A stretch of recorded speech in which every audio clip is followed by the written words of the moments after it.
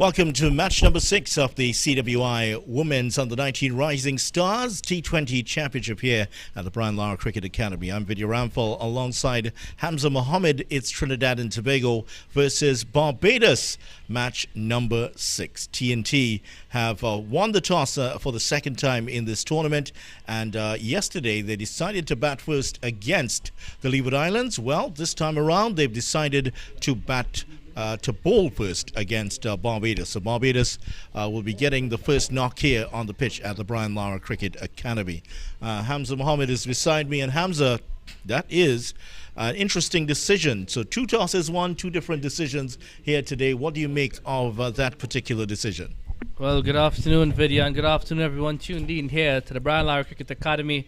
Well, I think it's a good decision on the part of Trinidad and Tobago. Yes, they would have won that toss yesterday and decided to bat first. It was pretty much a one-sided affair. They dominated that game. We saw in the first game here, the team batting second in Guyana. They pretty much dominated that game as well. There's some turn on offer here. So maybe the Trinidad and Tobago team they saw the strength out of their batting yesterday. Maybe they want to see the strength of their bowling here now. Some spin on offer. Probably bowl out this team early and chase down that score and get their net run rate as high as possible. Well, Barbados were bowled out for 63 in their first game, but there is a suggestion perhaps that the Trinidad and Tobago team, in their theory of this game, have decided that Barbados's strength is their batting. And perhaps they'd want to put them in first and put them under pressure in terms of they would have to get some sort of a total here, and TNT will try to bowl them out. I don't know if that theory holds any water with you. And you see, I think that one of the reasons why I think it's such a good decision is because it's early days, and to win a game batting first, and then if they were successful, win a game batting second, it's not that they're doing one thing alone. They could either chase or put a score on the board. Yeah, certainly, as we watch the Barbados batting card getting underway here. Barbados going out first to bat, and Barbados have sent out their openers. I believe it's Holder who will be starting off with Campbell. So Holder and Campbell out there. And Campbell is at the non-strikers end. Campbell's going to face up, it is Holder and Campbell who will start off.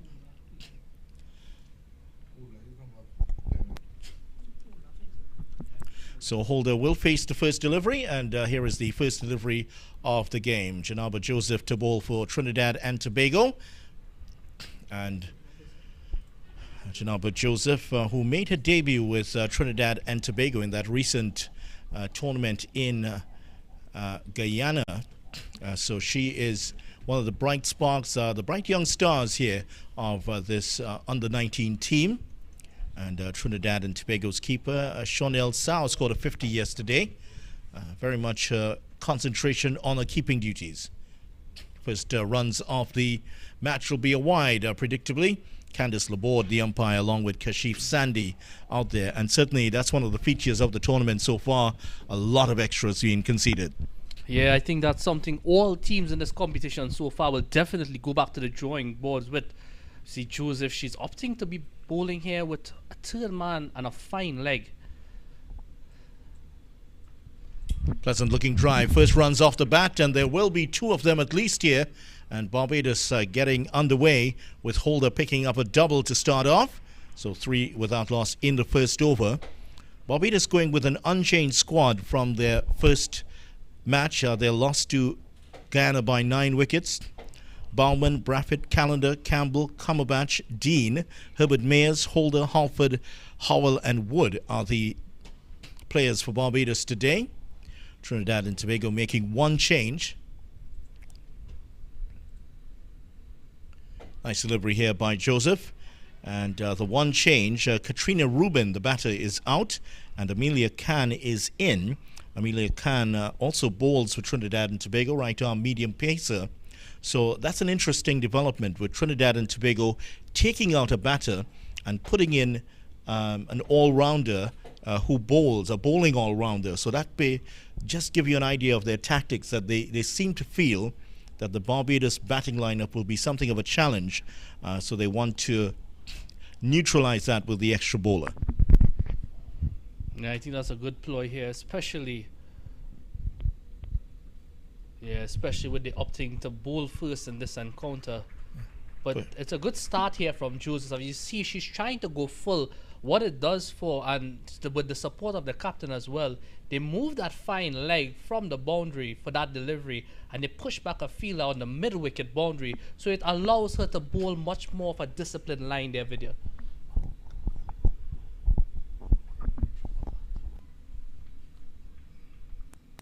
There's a bit of correction there. That's the fielder going back there as an extra cover position. Oh, that's a lovely on drive. Classic stuff here. And that's beautifully played by Campbell for a boundary. One of the most difficult shots to play, and she made that look so easy. That was the one before that went for the double, but a lovely on drive for 4. Yeah, Campbell looks like she's been out there for a while now, Vidya. That's her first ball she faced. A beautiful on drive.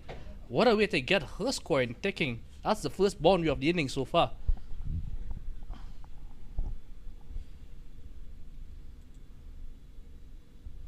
And after that sublime first shot, rather the naughty shot the next delivery. So the first over has ended, and Barbados starting with 8 without loss here. Campbell on 4 and hold on 3. Just goes to show you, Vidya, what one boundary can do to your scoring. It wasn't a bad over by any means by Joseph. Just one ball, you can say, over pitch. And why not? She's been using the new ball, trying to get a swing there. But excellent start nonetheless from the Barbados team. Remember, we were in the power play overs, only allowed 2 fielders outside the 30-yard circle for the first 6 overs. Wonder if the coach was just verifying it is 8 without loss at the start here. So Barbados deciding they've been put into bat here by Trinidad and Tobago, and TNT starting with some spin at the other end. Samara Ramnath, the off spinner, will bowl. As one of her variations, Hamza, is that she throws in the leg break every now and again. So here she is. Her brother, of course, Rajiv Ramnath, outstanding young youth player. Starting off with the off break, and you often see that that's, of course, the way you should be advised to start off with the delivery that you're most comfortable with. Certainly so, and I'm glad that she's giving this ball a bit of a flight here. Breeze is blowing across the ground here. She certainly pick up some turn. Straight to the fielder, no run. Lafoucard does the fielding. Yeah, she does give it a lot of flight, and the breeze, that cross breeze, as you look here, she's bowling from the northern end, so that's coming across the pitch. So she's turning the ball into the right-hander. Good delivery. And in addition to the turn that she's going to get on offer, she's also going to get that ball to move a little bit further to the right.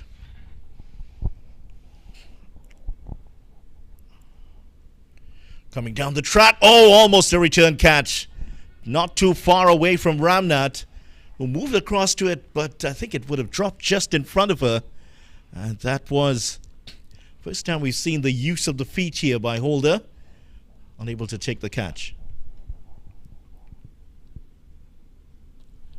A wide, another extra here for Trinidad and Tobago. 2 already, 9 without loss. I like that from Holder, though, using the feet, but that's not effective on this occasion. But that's something we've hardly seen in this competition so far.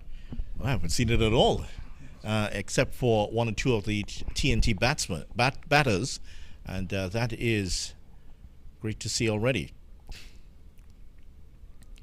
Cutting into that one outside the off stump. And just to remind you, Trinidad and Tobago going with Kiara Rubin. Her sister, however, missing out. Roberts, Manpaul, Samaru, Sao, Khan, Lafoucard, Ramnath, Kassar, Joseph and Mitchell round off the Trinidad and Tobago team. TNT opening up with a 137-run win over Leeward Islands yesterday right here at the Lara Cricket Academy. Coming down the track again, and she's played that uppishly. She will get 2 here into the extra cover region. So another double here for Barbados. And Mitchell, one of those chasing that down. And that has brought an end to the over from Ramnath, the double at the last ball. So 11 without loss after 2, Hamza. Yeah, Ramnath just conceding 3 runs in that over there. One was a wide, an excellent over, but from Holder's perspective, I'm glad that she's using her feet. And especially with the turn being offered to these spinners, it'll be a useful ploy here for her. Get to the pitch of that delivery and probably be driving on the on or the off. And remember, there's only 2 fielders off, and with the weather, it's constantly improving. So our outfield, it's going to be getting quicker. Yeah, Samara Ramnath, as you saw there, completing her first over. So bright sunshine here. It was dismal and a bit muggy yesterday. I'm sure the players would have appreciated that. But today, bright sunshine. And that's why one of the reasons why Samara is bowling with the cap on today. Number 11 on her back. 11 without loss. Here she is, the off spinner. Starting off down the leg side and turning away, but she would be encouraged. Hamza, there's some sign of turn. Yes, certainly so. And the captain there, Shalini Samaru, she's had a wonderful first game video.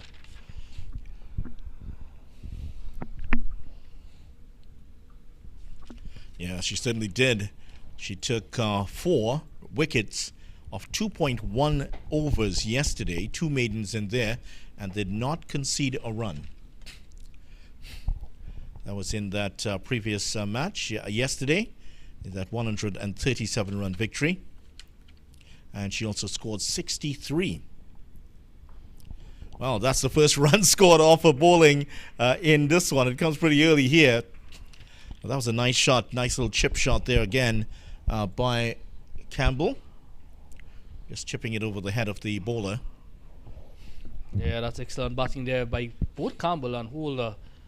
Not afraid to take it aerial, and why not? When you could just push the scoring along here. A lot of appeals, mostly from the crowd. And there is a crowd in here to see the national youth team. A lot of the families have come out here today, especially the KD Jazz Mitchell's mom was up here earlier, and very much in support of her daughter. Oh, that's a great shot. Coming down the track, she's hit that well straight. Wow, that's gone all the way for 6 runs. That cleared the rope by some margin. We saw the first 6 of the competition earlier today, and this is the second one. That was floated up well, and what a shot by Holder. Tell you what, that's why TNT decided to put them into bat first, because they're well aware of the strength of the Barbados batting here. That's certainly one of the shots, if not the shot of the day so far. That went dead straight right back over the bowler's head. Excellent shot there by Holder. She moves on to 11 of 12 deliveries, first 6 of this encounter. Now they're just setting the trap there. Long on and long off are a bit straighter now. Turned away on the leg side. It's past the fielder. So they will just get 1. And Ramnath tracking that one down. So 7 runs of 2 deliveries here. And Trinidad and Tobago had it all their own way yesterday against the Leeward Islands. Not so today. Barbados making a statement early here. 20 runs and still 1 ball to go in the 3rd over.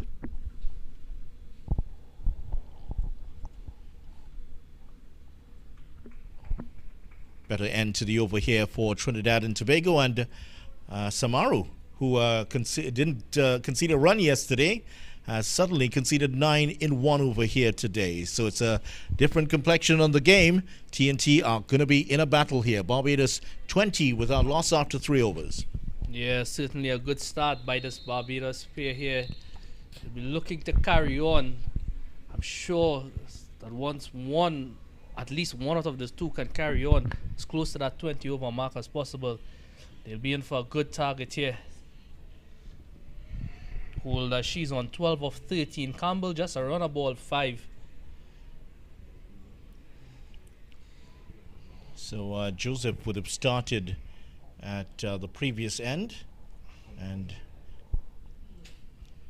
this is Kenika Kassar, who is on now here for Trinidad and Tobago. Turned away and no run resulting. So we're into the 4th over, and the 4th bowler being used here by Trinidad and Tobago. Ramnath has been withdrawn from the attack.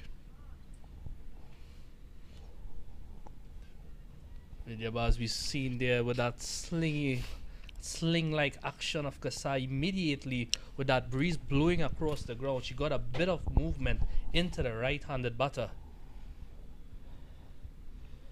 And some more swing, but this time it's a full toss and pulled away for 4 runs. Also a no ball. It's going to be a free hit.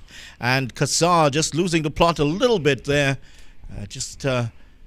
Still very much early in her spell. She hasn't quite settled down. And she also slipped. That's why lost control. No malice in that high full toss. Slipping and giving up the boundary. And now the free hit. You talked about her slingy action. We were chatting about this yesterday. And Kasai is the silver medalist in the javelin throw at under 17 level at the Carifta Games earlier this year. Competed for TNT, won the silver medal. And one of the upcoming track and field stars, one of those double internationals for TNT. Certainly a talented youth here, and she'll be looking to make amends for that second delivery, I should say. Actually, it's the first delivery. Well, it's the second, but it wasn't a legal one. And the free hit is a wide, so this will have to be rebowled. So umpire Kashif Sandhi down the leg side. Yes, there's the signal coming. So it will have to be rebowled. And Kasai still yet to settle down into her attack here. I was talking to her yesterday. I was asking her if you had to choose between cricket and track and field. She said she'd choose cricket. It's not good news for track and field, I can tell you.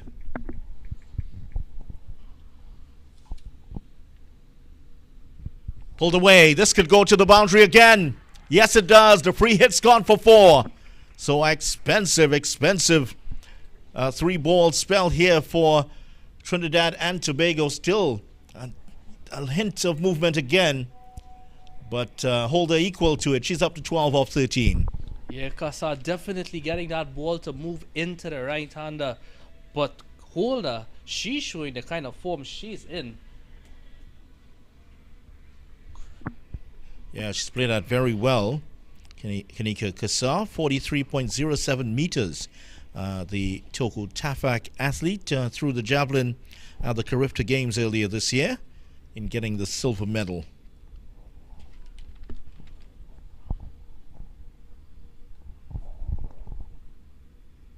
Better length here from Kasai. That's what she was trying for. And just trying to hit the off stump now. I guess she should focus on that right now, just to get her line and length before trying to look to implement some of those plans that I'm sure Coach Williams has talked to her about. Yeah, she's already gone for 10 of 3 legal deliveries so far in this over. Again, down the leg side. This is going to run close to the boundary. Fielder comes into play to make the stop. I think that is Manpaul out there, is it? And that's just one more to the total. Yeah, I would like to see her starting off from just outside that off stump to get that movement in.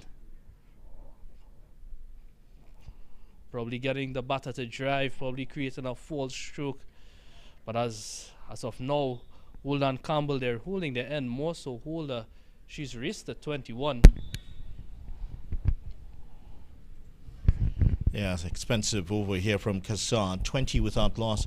20 without loss at the start of the over. Already 11 runs off the first 4 legal deliveries. And it's going to be the rampant Holder back at the striker's position. Flicked away.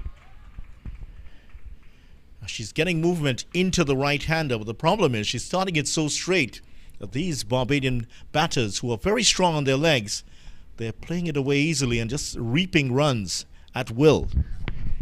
Yeah, that's easy pickings there from Campbell.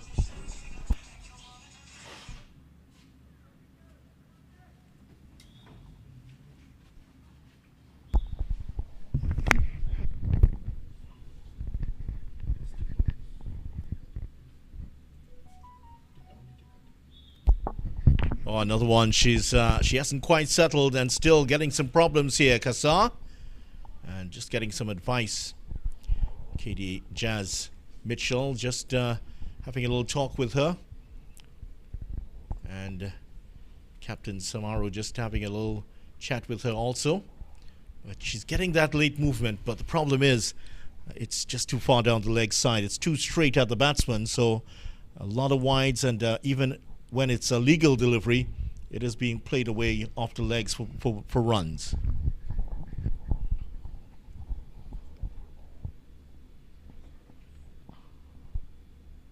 Oh, she's another one really struggling here now.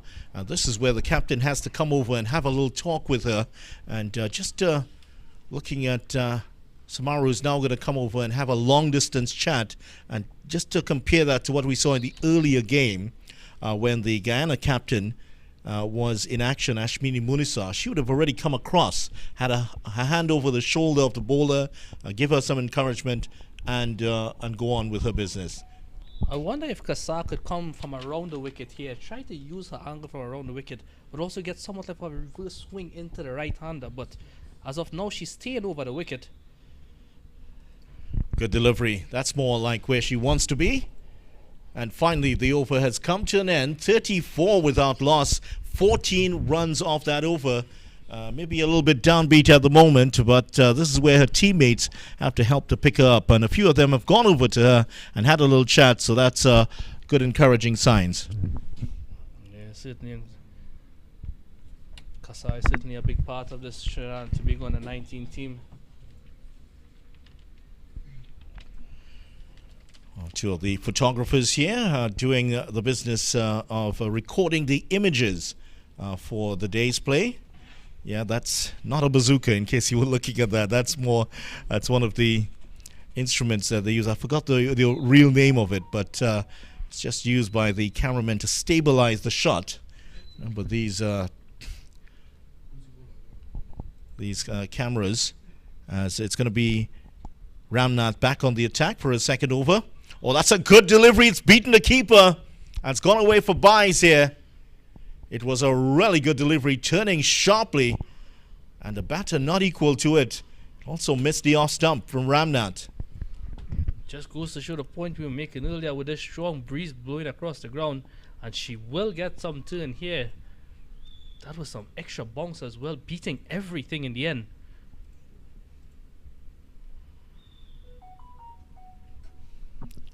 Ramnath bowling very much into the breeze, which always helps the ball to fizz a little bit. You fizz it into the wind. The pathway can be a bit unpredictable for the batters, but not a very strong cross breeze at the moment. That's better here from Ramnath. Yeah, she's still sticking with the off break at the moment. But every now and again she'll throw in the leg break as a variation, but she's still trying to settle, just to establish herself, getting that proper line and length until she starts to execute that plan. Yeah, remember she's bowling really well here. She's only gone for 3 so far, and second over. Hold straight to the fielder, so there's no run. Kassar doing the fielding out there in that cover position. And the fielders out on the boundary are straight. They are long on and long off. So the captain obviously telling her bowlers, just attack the wicket, keep it as straight as possible. Not like that. Down the leg side, another wide. This is 9 extras now for Trinidad and Tobago. Yeah, but because they know that she has that leg break in her arsenal, she'll keep the batsman guessing as to when she's going to release that. So 36 without loss inside the 5th over. The best start in the competition has been 39. That is in the power play. So still very much, so Barbados will go past that. So they're shaping up here to put on a very big score against Trinidad and Tobago. TNT, of course, accelerating there after they got to 33 off 6 yesterday. There's the variation. This one's tickled round. And it will go to the boundary for 4. It's got some bat on that, and the signal is runs from the umpire. So 4 runs, And once they've strayed anything on the legs of these Barbadian batters, and Holder and Campbell have been very astute in putting them away, Hamza. Yeah, Holder certainly not missing out there. Poor delivery. Poorly line delivery, I should say. It just on leg stump, and Campbell and Holder, I should say, she's jumped on anything on that leg stump line. She moves on to 25. Barbados now, they've reached 40 without loss. It's going to be Campbell to face up, and this is the first appearance today of Lara Rubin, left-arm orthodox bowler, and she'll be looking to turn it away from the right-handers. Now, Barbados, they don't have a single left-hander, so if you are a left-handed girl with some batting skill in Barbados, I'd advise you to do some practice, because you do have an opportunity to make it into this Barbados team into the future, because not a single left-hander in the Barbados team. Isn't that remarkable? Something very interesting there. Oh, that's a full. Whoa! Well, that one almost dropping onto the stumps. Let's see what the decision from the umpire is. It's byes, so there was no. It wasn't a no ball. It was just dropping enough.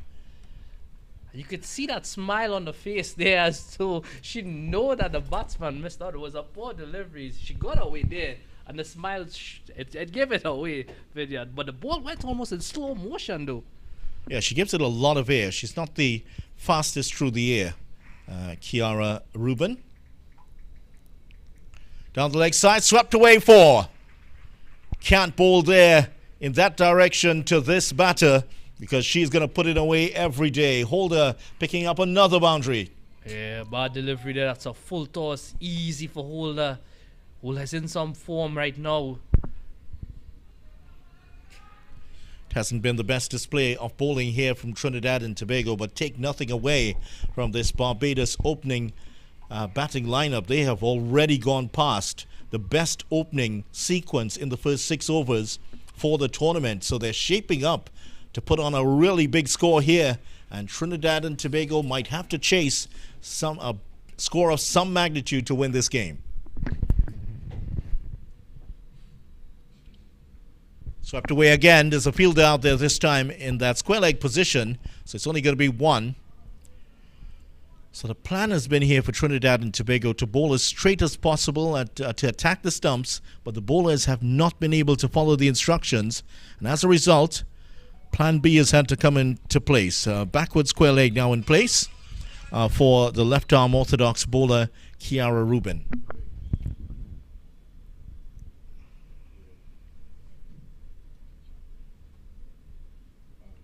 Chipping that just over the head of the fielder. And there could be a run out, and both chances being muffed here by TNT. Well, first of all, the catch didn't go to hand. It was away from Samaru and not close enough to Manpaul. But then when she got there, she wasn't able to effect the round. Not the best throw into Rubin. Yeah, we would show that if it was a better throw, that definitely had Campbell out at. On the pad, that's going to be close.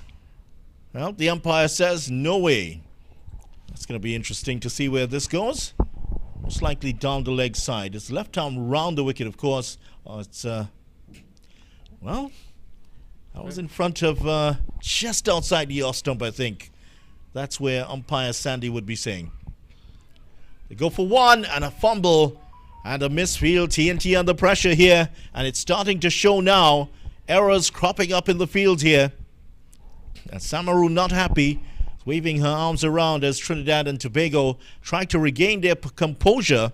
And look at that. Look at the start from Barbados. 6 overs in the books, and the power play is over. 48 without loss. Best start in the competition so far. Yeah, I certainly believe if Samaru and Lara had a DRS decision there, they would have certainly gone up for that. Very close call in the end, but as it stands, 48 without loss.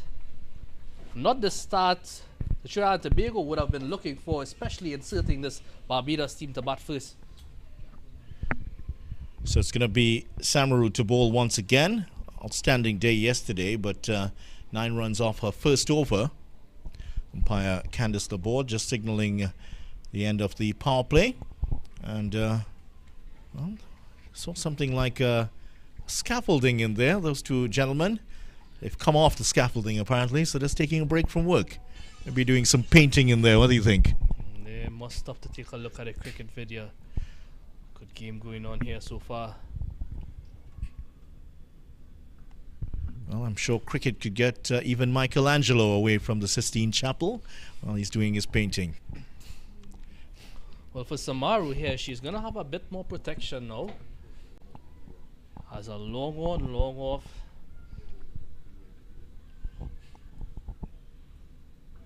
Good delivery here. Faster one and well defended by Holder. 31 of 31 deliveries here for Holder. And TNT doing some damage limitation, damage control at the moment. Here, Hamza. They need to get a wicket. Oh, she almost got her fooled with that one. Made that into a Yorker and luckily got some bat onto that, Hamza. That could have been a stumping chance. Yeah, very lucky there from Holder. She's been using her feet very effectively thus far. But just on that occasion, Samaru just held it back a bit. And Holder, she yorked herself there.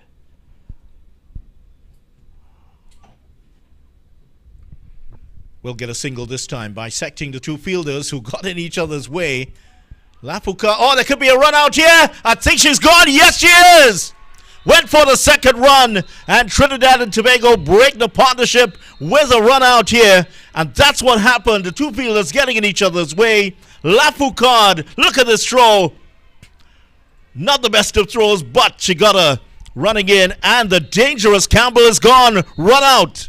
So from almost a disaster in the field to celebration, that could have been bad for Trinidad, but it turned out to be a bit of heroics there. Excellent piece of fielding in the end to recover. And a good piece of work by the keeper in the end. That was brilliantly taken there by Asau because it wasn't the easiest take. It was very low, but she kept her concentration well and was able to take it and effect a run out. So, self-inflicted wound here by Barbados. They lose their first wicket. 48 for 1. Holder's gone. And that's going to bring in to the crease now Najani Cumberbatch, who is going to take up the cudgels here for Barbados. Yeah, certainly a big blow there from the part of Barbados there. Hula was going along really nicely. But Campbell has been playing second fiddle on the non-strikers end. She's only faced 9 deliveries so far.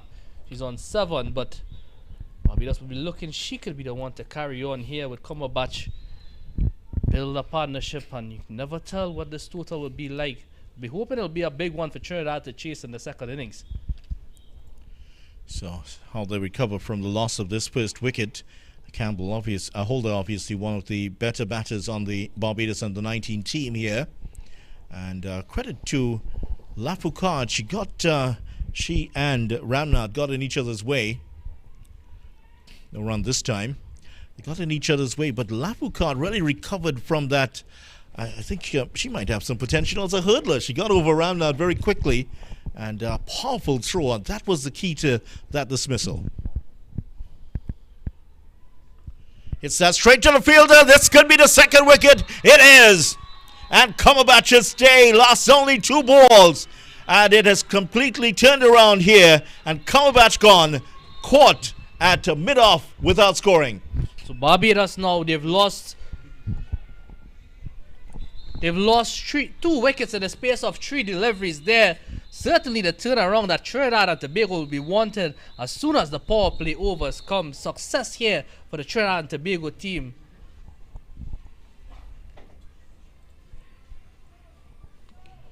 Yeah, so here's a dismissal once again. Pitched up delivery and just went for it too early, and well taken there.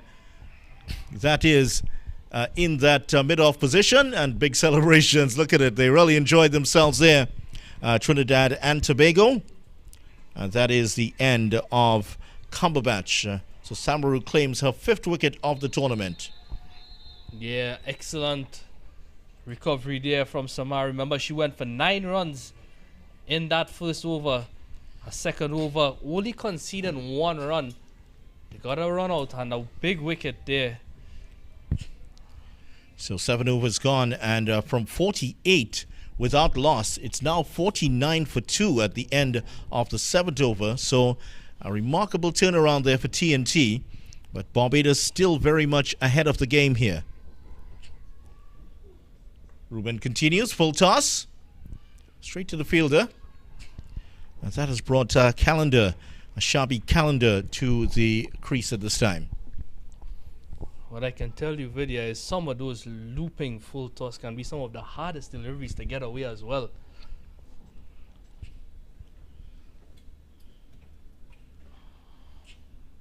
Whoa, look at that. Calendar was way out of her crease. But there was no suggestion that Kiara Ruben was trying to run her out to anything. But I think she's going to have to be a bit careful there. Huge smile from the umpire there as well. Oh, that one's striking on the pad, but down the leg side. Yeah, I think umpire Sandy, no umpire wants to be in that situation where that type of dismissal, that run-out decision, has to be made. Of course, if she had decided to knock the bails off, he would have had to give it out. But it's a decision that has created a lot of controversy over the years. The so-called, and I hate to use the term, the man-cad type of dismissal. Very unfair to use that term, though. Driven back to the bowler. Not going to get the run, though. Yeah, and that dismissal, the ICC in October will remove that from the category of unfair play and put it under the category of runouts. So that's no longer going to be classified as unfair play. The recognition is that if the bat is out of the crease, you're out. Lifted, not going to carry to the fielder, just one in it. And Calendar. Let's see, Calendar is going to face up for the first time, but Campbell will have to find her feet a bit more here now with the bat. Yeah, Vidya, as you say, but from my perception, I don't think that's unfair play by any means at all. Yeah, many would disagree, but there are also a lot of people in the camp of those who support that if you're out of the crease, well, you'll run out. Bit slower through the air, and this time defended outside the off stump. There's one ball to go in the over here, the second for Kiara Ruben.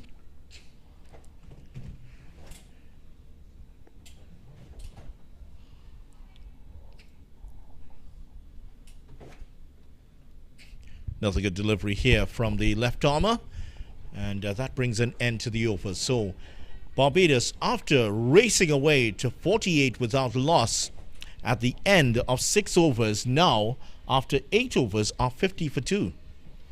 Yeah, since the fall of that big wicket there of Holder, the run rate has certainly slowed up. Just 2 runs in the last 2 overs.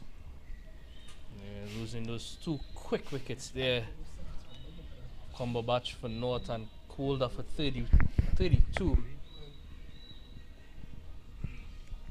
There's a famous trident on the Barbados flag, reputed to be the trident of King Neptune, if you follow your Greek mythology.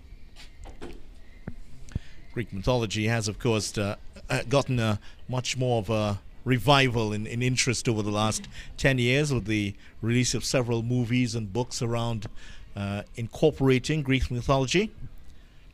That mythology very much recognized on that symbol of the trident there. Which would have been why Barbados Tridents did get that name. So we see a change in bowling here from... We see a changing bowling here from the Fire, and we have Katie Jazz Mitchell.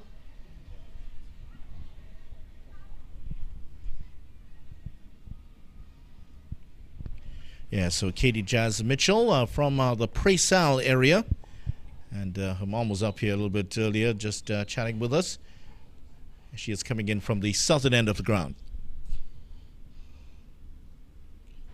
Outside the off stump there, it's not a bad start. She bowled very tidily yesterday.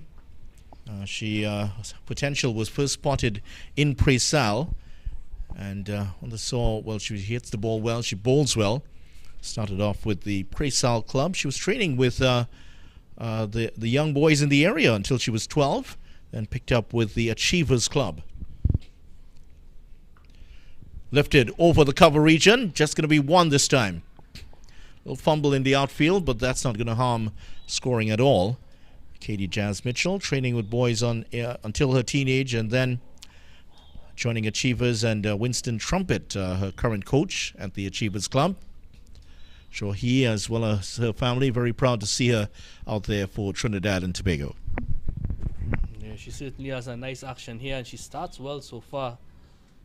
Getting a bit of drift just like the rest of bowlers.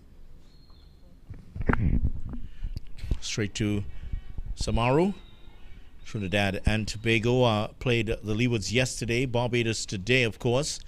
Tomorrow, well, not tomorrow, but Friday, they face Jamaica at Diego Martin. Then they come back to the Brian Lara Cricket Academy for their last 3 games. Good delivery again.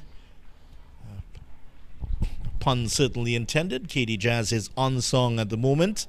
Last 3 matches for TNT are on consecutive days. On the 11th, TNT play Guyana right here at Tarouba. Then against Windward Islands on the 12th. And on the 13th, they finish off their program against the USA. That's wide this time. That's going to be a difficult ending for the USA. I wonder what shape they'll be in after these playing 5 games within the space of just about 7 days. The USA taking on TNT. That is not an easy last game at all in this competition. It's certainly going to be an exciting game. The USA, they're in some form at the moment right now. Remember, they're currently playing the Jamaican team. They're chasing 106 for victory currently.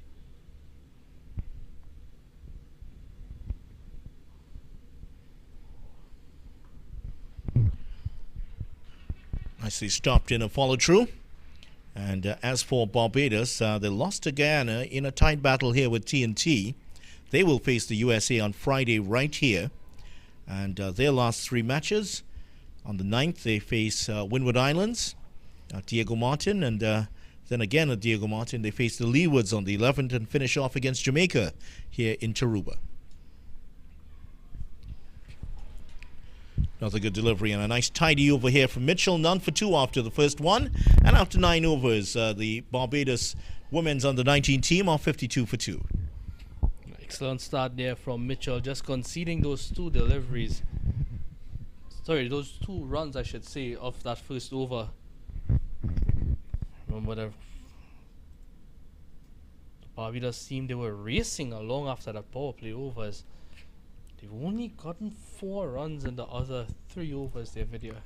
Yeah, that's right. They've only added those 4 runs and they've lost 2 wickets. So Joseph, who started off none for 8 in her first over, she's back on the attack. This time she has been switched over to the northern end of the ground. So let's see how she starts here. Umpire Sandy just telling the batter Campbell, right arm over.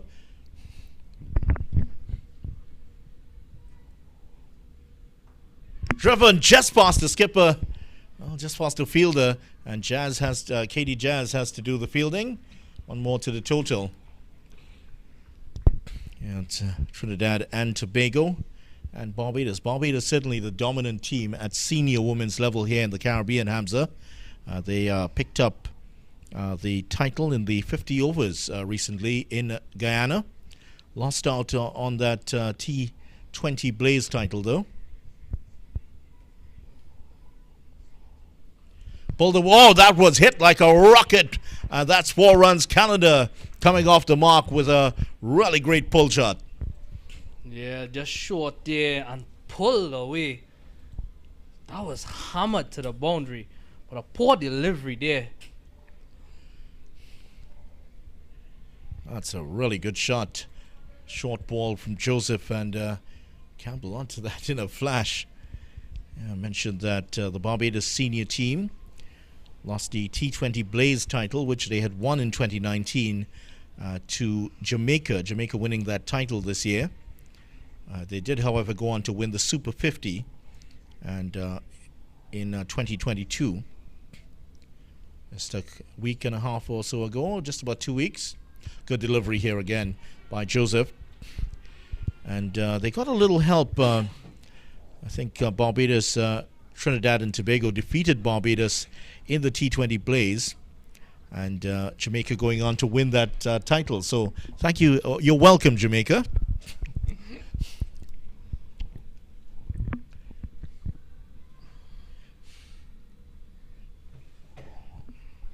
Now the wide delivery that brings the extras count to 12.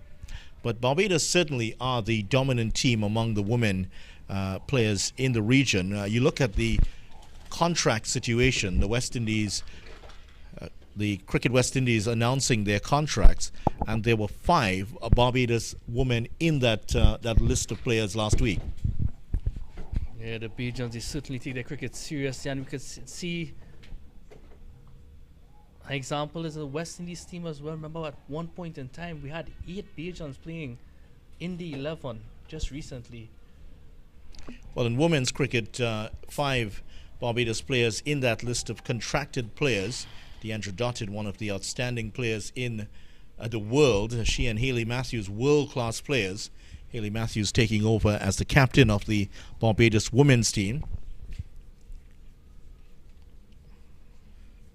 Oh, that's true, the keeper, and that will go away for 4.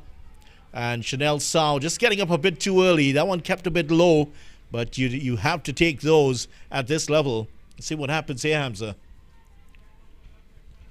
Yeah, that's a bit of poor keeping there, you should say.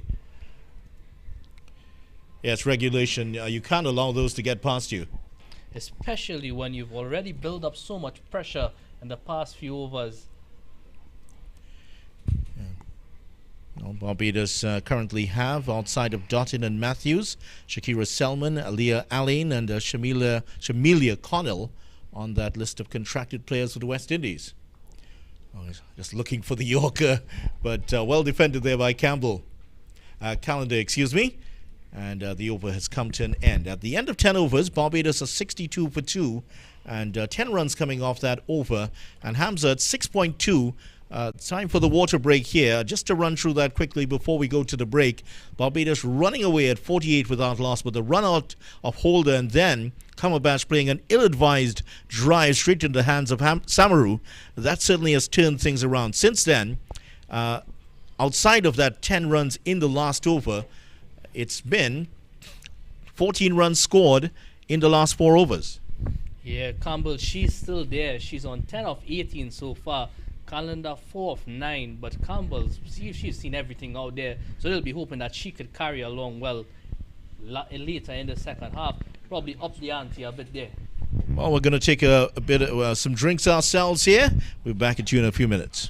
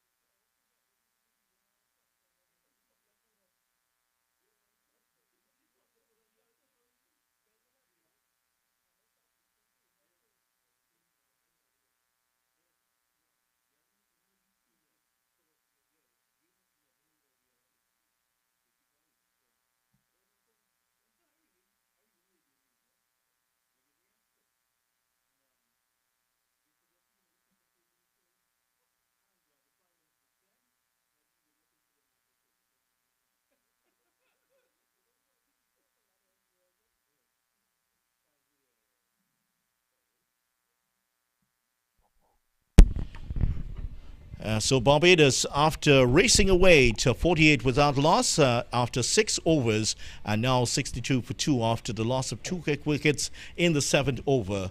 Katie Jazz Mitchell will now continue from the southern end as Trinidad and Tobago trying to pull things back here against this Barbados charge early in the game. Umpire Candice Laborde. Umpire Candice Laborde just getting ready for the restart of the game. Oh, that one took off there. That one really straightened up. Yeah, excellent delivery there by Mitchell. She's getting this movement into the batter with the angle she's coming from, because her body is just leaning a bit to the left, but then she's getting that away movement as well too, certainly causing some problems here for both batters.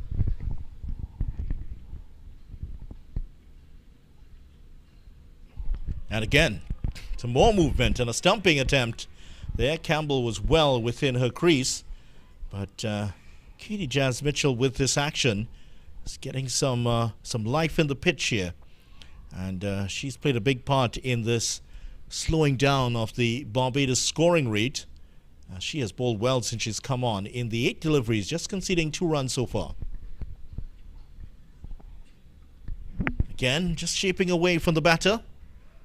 They will get a run this time.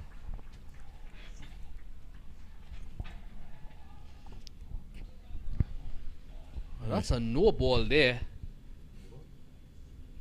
Well, it is, yes, umpire Laborde is signaling a no ball. See the confirmation? There it is, the confirmation that it is going to be a free hit.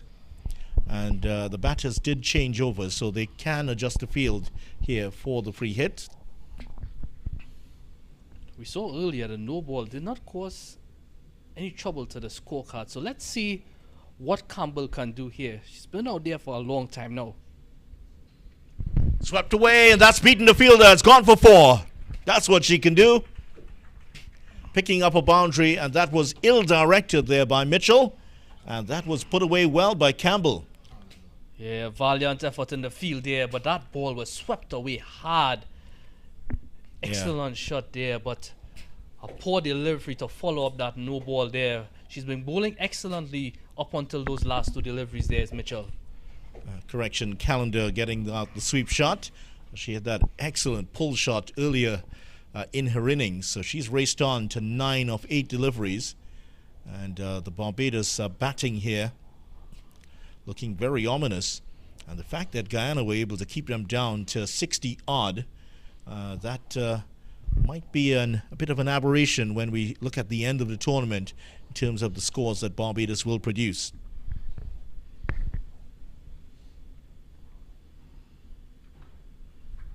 On try for 1. Talked about Barbados and producing 5 players in that West Indies setup at the moment. Barbados first started playing at the regional level in 1975, and they played in all the competitions until 1980. Then there was a 24-year gap, Hamza. Between 1980 and 2004, Barbados did not participate in the regional women's tournament, but since then, they've come back with a vengeance. They've won the Super 50 Cup 4 times and the T20 Blaze on 2 occasions. Oh, that's flicked away beautifully for 4. Strong off the legs. And another example of that there from Campbell, who picks up 4. 15 of 24. As easy as you can get there from Campbell. But Mitchell not having the best of overs there. Straying on that leg side. And as easy as you like, Campbell just flicks that for 4. Mitchell so far in this over, she's gone for some 11 runs so far. 10 runs, I should say, so far. She still has a delivery remaining.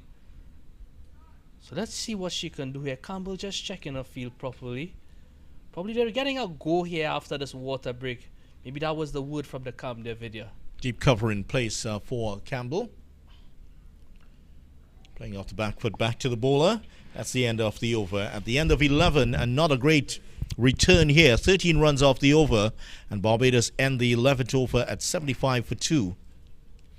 Yeah, so that's a bit of correction when I was talking about that game earlier. It's actually USA versus the Windward Islands. up there at Diego Martin. Up there in Diego Martin. USA video, they won that game by 8 wickets, chasing down that 106 17.4 overs. Yeah, did say yesterday that USA would cause some problems for some teams. They defeated the Windward Islands 3-1 in a 4-match series earlier this year. Historic win for the USA under 19s. And they're not going to be pushovers. From what we saw yesterday, they're going to cause a lot of issues for teams, a lot of headaches for coaches in this tournament. Here is the return of Samara Ramnath, the off-spinner. A lot of flight again, as she's shown throughout this short innings. 2 overs, none for 8. She's been very tidy, one of the better bowlers for TNT today. And just to finish off that story about Barbados, they would have produced so many fine players over the years. Oh, that's another one that's turning away, but down the leg side this time. Barbados in the early part of in the early years of competition, the likes of Cheryl Bailey, Gloria Gill, Janet Mitchell, and Patricia Whitaker among the outstanding players in that early blush of Barbados women's cricket. It's gone for the big hit. This could be caught. That's gone all the way for 6. Nobody's gonna catch that today. That's cleared the boundary by some margin. And wow, Calendar has hit the third 6 of the competition. Yeah, greeted by a loud cheer from the spectators. That ball just trickled right in front of them. What a shot against the run of play there for Calendar. Well, Calendar hits that very well. She hits it really hard. And we've seen some fine batting by Holder earlier in her 32. Campbell is stuck in there well, and now Calendar looks like the real danger player here for Barbados. Yes, certainly putting a lot of impetus in this innings after that water break. So, message clear here. They're going to go after the bowling here now. Nice broad bat being showed there by Calendar. And she hopes to join the ranks of those outstanding Barbados players, some of whom I mentioned there.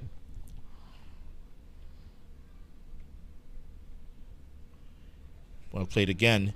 And can add to that the likes more recently of Patricia Levine, Daniel Small, Charlene Tate, Casey and Kishona Knight, and Shaquana Quintire. Those players have risen to the fore in Barbados cricket over the last few years.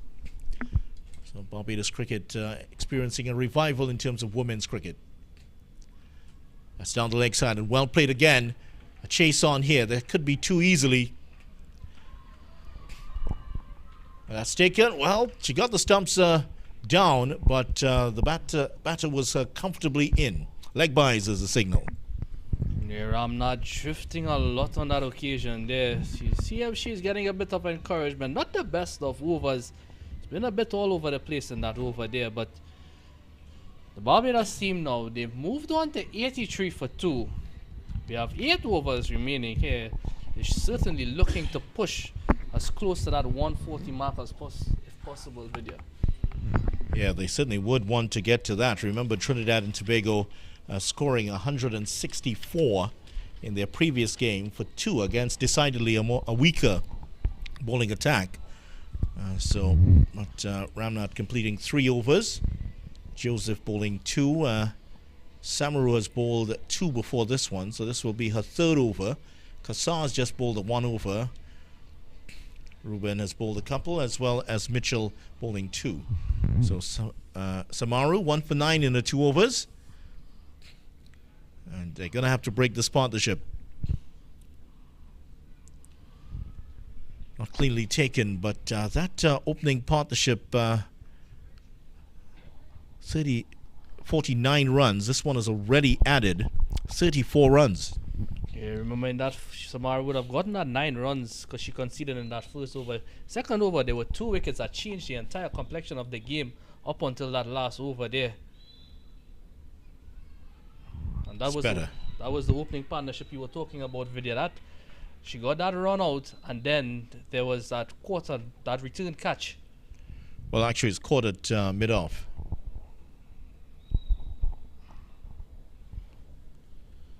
So Maru continuing well here. Certainly leading from the front.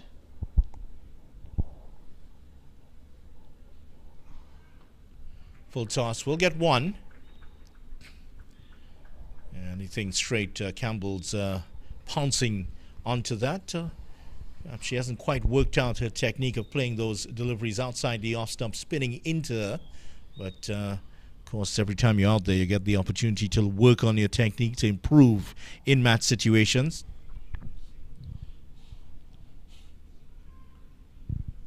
That's more like it from Calendar. She hit that very well. But the short extra cover fielder, Kassar, did very well to make the stop. Excellent piece of feeling there.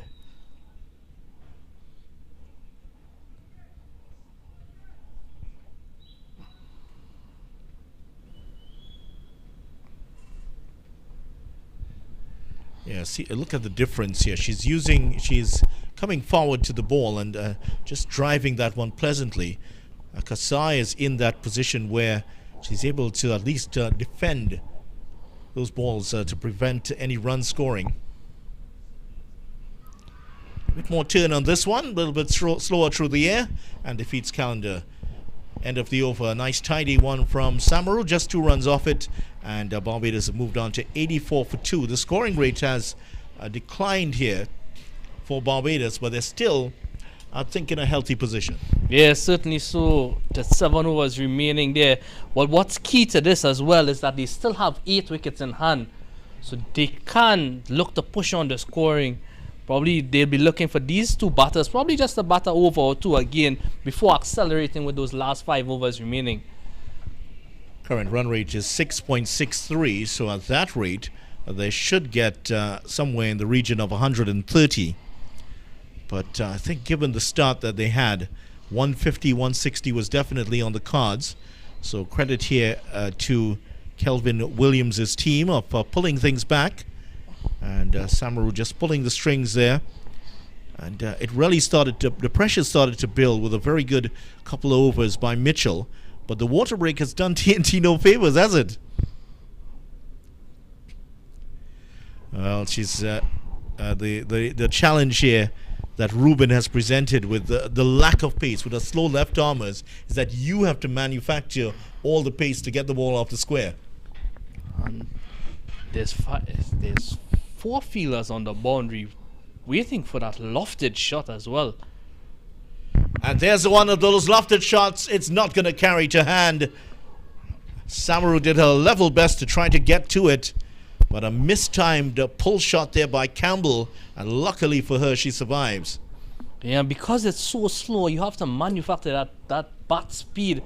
I think that can tie you up as a batter as well, and you can see Campbell there just getting a slight top edge. The ball not going anywhere at all.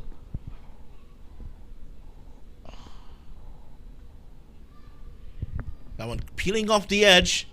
And straight to Mitchell. They're looking for the run. And luckily they decide to go back. That would have been suicidal. Yeah, for these 2 batters. Yeah, they're having some problems here with Ruben. The lack of pace. And perhaps they're feeling the pinch a little bit here. They're, as you're suggesting, they might be looking to put their foot on the accelerator pedal. And because of that, it's maybe just trying a bit too hard. But Calendar's batted well. 16 off 19. None for 9, Kiara. Ruben off 2.3 overs.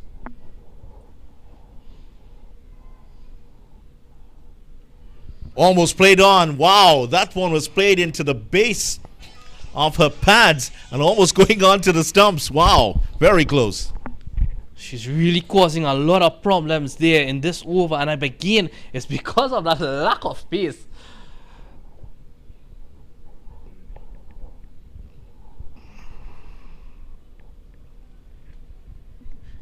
Yeah, so that tactic has worked well. Samaru just running around the ball. And because of that, they were able to get the single. So none for 10. Ruben's figures showing off. But Calendar started to slow down now. After that initial impetus, she was going better than a runner ball. But in the last over or so, she started to show some signs of slowing down. The foot definitely has come off the accelerator pedals. 17 of 21.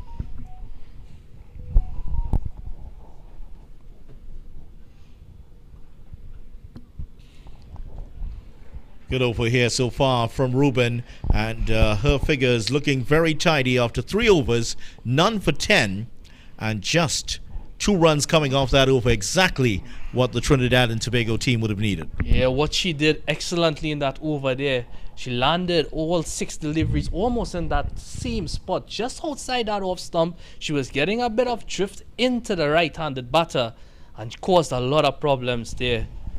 So 86 for 2 after 14.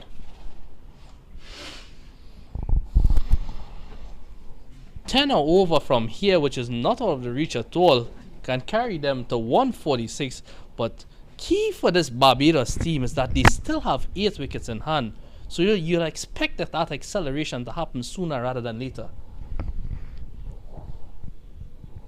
24 runs in the last 4 overs, so the scoring rate has gone along at just about 6 and over in the last 4 overs. They were going along at 6.2 after the first 10, so that just tells you how much the scoring rate has slowed. And just by further comparison, 48 without loss after 6, so 8 and over in the power play. Since then it started to slow down. TNT have tried to have come back into this game. The double wicket strike in the 7th over helped. Since then, it's been a war of attrition here. The spinners have done the business for Trinidad and Tobago. Ramnath bowling her 4th over, none for 14 so far. Wide signaled by umpire aboard. Umpire aboard with that lovely black hat. All of the umpires from Trinidad and Tobago have they use those hats. And they have a nice hat bag, that hat box, in fact, that they carried around it in. Hat case, I should say, as our guru here, Jason Prasad, has reminded us. He has one also, I think. Very important figure in this commentary box here, Mr. Prasad. Looking for the pull shot, bit too close to pull and not short enough. Good line and good length here from Ramnath. Yeah, Jason Prasad is a man of different hats, yet he doesn't own one.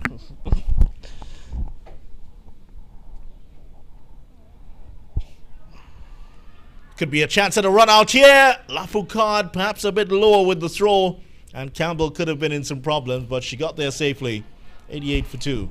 Yeah, Lafoucard has a really strong arm, but that throw just a little bit too high there for the keeper to take. A better throw would have had Campbell in a bit of problems there. But they've seen a lot of problems with that when that ball is pitched just outside of that off stump. And hence the reason why this run rate has slowed down so drastically. Well, Callender has dealt with it a lot better, but Campbell less so. She's very strong on the leg side, but anything outside the off stump, she struggles to put it away. Yeah, she's just playing it off the back foot. Just one peeling off the edge that time. Callender, however, has come forward and driven the ball powerfully through in that gap between cover and extra cover. She has a murderous pull shot. She's very strong on the leg side.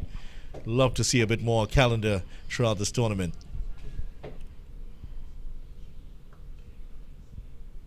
You see the difference in the way she plays it, and a lot of power in those shots, really timing it well. Yeah, the only thing is though, she's just finding the feelers at the moment. No fielder on the boundary in the cover region though.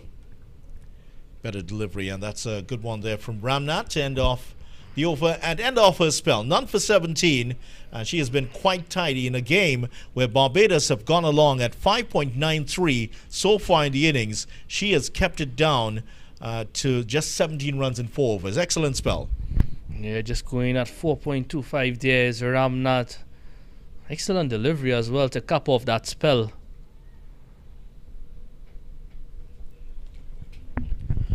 As we see more spin now, the continuation of more spin from this commentary here in the video.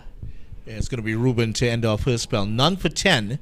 And if Ramnath has been tidy, well, Ruben has caused all sorts of problems. And she has made it very difficult for these two batters, and she's kept it outside the off stump to Campbell, which has been able to keep her very quiet. Full toss this time, straight to the fielder. Mitchell does well to make the stop. So in terms of the gaps here available to Campbell, they're keeping it outside the off stump, just turning slightly away from her. Backward square leg, backward point in place, cover point, short extra cover, and a long off. Also a long on, deep mid wicket, and deep backward square leg. Just beats the bowler this time, just one. It's good fielding by Khan, who's into the side today. I thought we would see a little bit of Khan bowling with her right arm medium pace, but we haven't seen her employed at all, unless she's coming in to bowl in the death overs. Well, you'll certainly see a bowling change because these two spinners, they will be finishing off their spell. Nice looking pull shot again from Callender. That's gone for 4. That's excellent. That's an excellent shot. The fielder was positioned at that deep mid wicket, sort of wide, long on position. And she got it into the gap beautifully. And the fielder unable to get across to it. Look at this. Yeah, tried a level best, but nobody was stopping that. Could have been chasing that until midnight and you wouldn't stop it. You were talking about pull shot there, Vidya, and there she goes. She showed you that pull shot there. A rare bad delivery, I should say, from Ruben. As we see one of the fielders, though, on the ground at the moment. Let's just hope that nothing's too serious out there. She seems very hurt indeed. It is Mitchell who's gone down, and I'm not sure if she's fallen over here. Well, she was. What is it? Her shoulder? Not sure what it is at the moment, but I think it is in fact Mitchell who's gone down. And some nervous moments here for Trinidad and Tobago. Napukar just looking on. The umpires, well, I think they're calling for a drink here. Wonder if the heat has gotten to her, but can't be certain.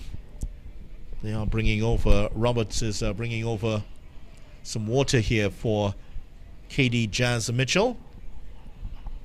The umpire's looking on, always serious. When I didn't see why she went down, but physio doing double duty there. Also, a spray on the shin of Ania Roberts, but Katie Jazz Mitchell still down here.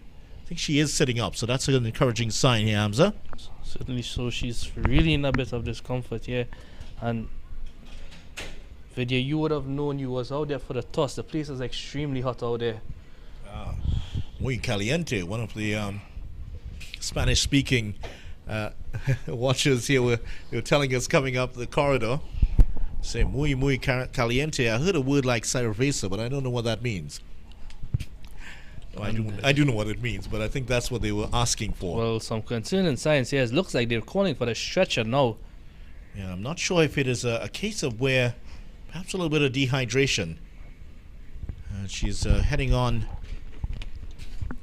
Yeah, they are calling for the stretcher, and this is looking pretty serious here for Mitchell. And Mitchell has bowled a couple of overs there. So the stretcher now heading on. And this is where I think there is one of those little golf carts here. And perhaps it might have been better advised if they were able to use the little golf cart to get onto the field to help Mitchell off the field. Yeah, certainly. So they would have been reached there a bit quicker, but also been a bit more stable, carrying her off as quickly as possible. Yeah, we do see this in the NFL, for instance. They do have one of those little golf carts that come on to help carry the fielders off. But Mitchell coming over, I know that her family will be certainly very concerned about her at this point.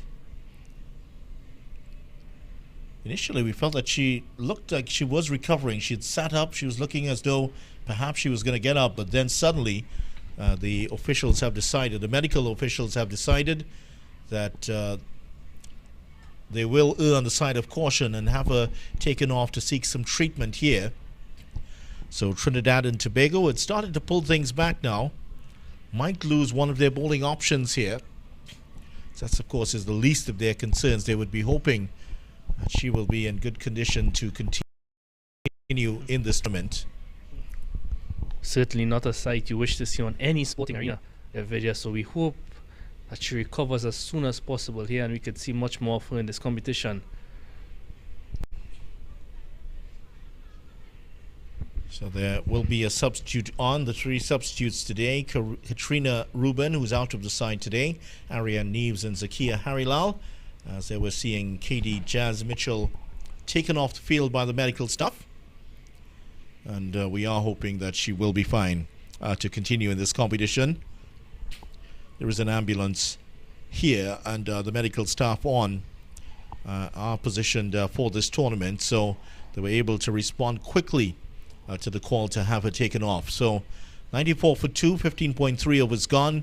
Katie Jazz Mitchell is off, and she has bowled 3 overs, so they will have to plug a gap here, Trinidad and Tobago, to find one more bowler. And I wonder if they're going to go back to Kassar, who really struggled in that over earlier, where she conceded some 14 runs. Yeah, Kassar wasn't able to control the swing she was getting. She was getting a lot of swing in that first over as she bowled. The only over that she bowled. So Rubin to continue. 3 deliveries remaining in the over. One kept a little bit low. Powered past mid-wicket. Just one this time. Similar shot in the last over went for 4, but the fielder has been adjusted a few paces to her left, so she was able to cut it off this time. Fielding done by Kira Manpole.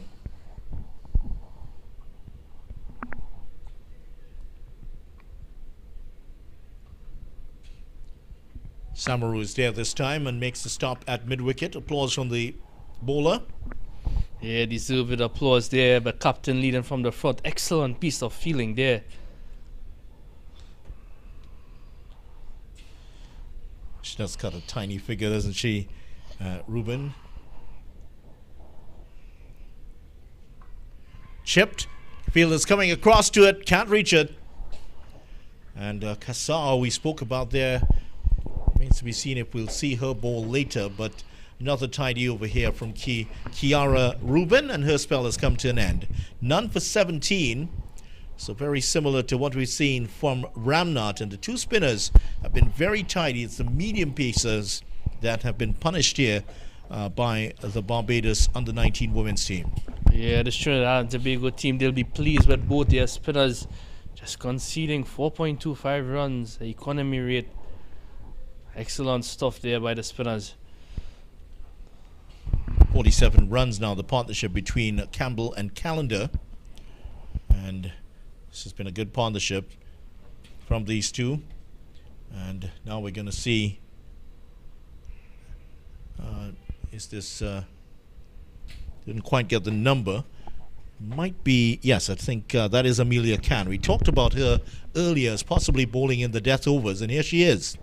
Right arm medium pacer, and it is going to be Khan to continue. She's in the attack today. She's in the side today. Khan will be looking to continue the great job that was done previously by the 2 spinners. Let's see what she can produce for the Trinidad and Tobago team. Possibly pick up a wicket or 2 here. Good delivery to start off. That one with some shape on it away from the batter. She didn't play in the last game. Trinidad and Tobago running out a comfortable win. But against this Barbados team that certainly pose a lot more threat in terms of their batting, they've gone with the extra bowler. Another good delivery. Just 1 this time. Campbell just ambling through. I think she's also feeling the heat out there.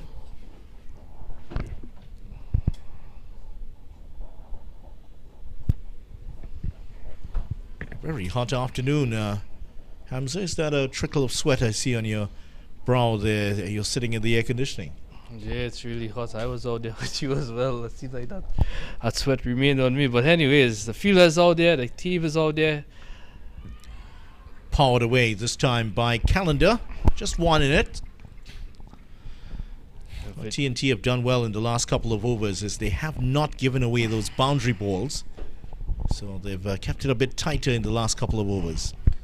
Video I was seeing that the team was out there, the entire Trinidad and Tobago team was out there doing their drills and warm-up. So let's hope it's just a case of dehydration there.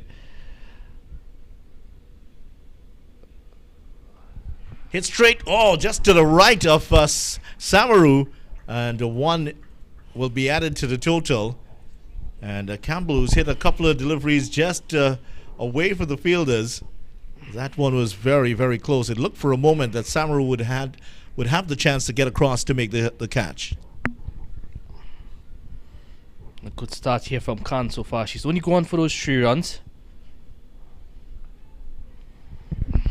That's a good one to Calendar. She's been quite tidy, and she's, of course, when you're coming into the team, you want to provide a good performance to get the opportunity to stay in. She's only going to have the opportunity to bowl one more over.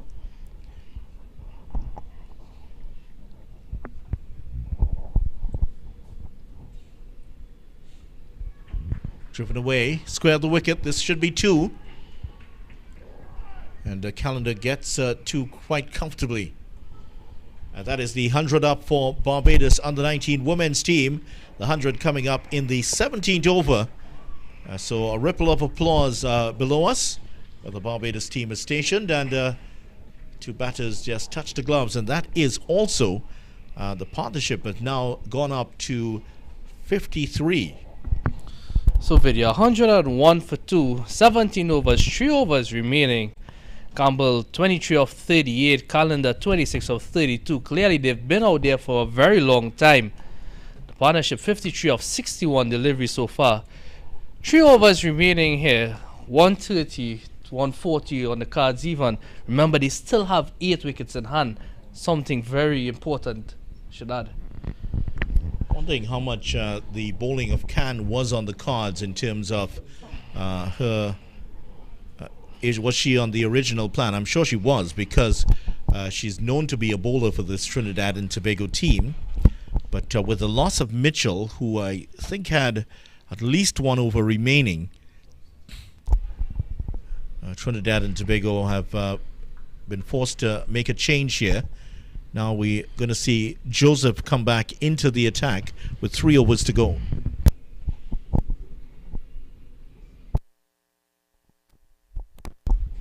Mitchell, Joseph, I should say, she's gone for 16 off her 2 overs so far. So she'll be looking to better that here.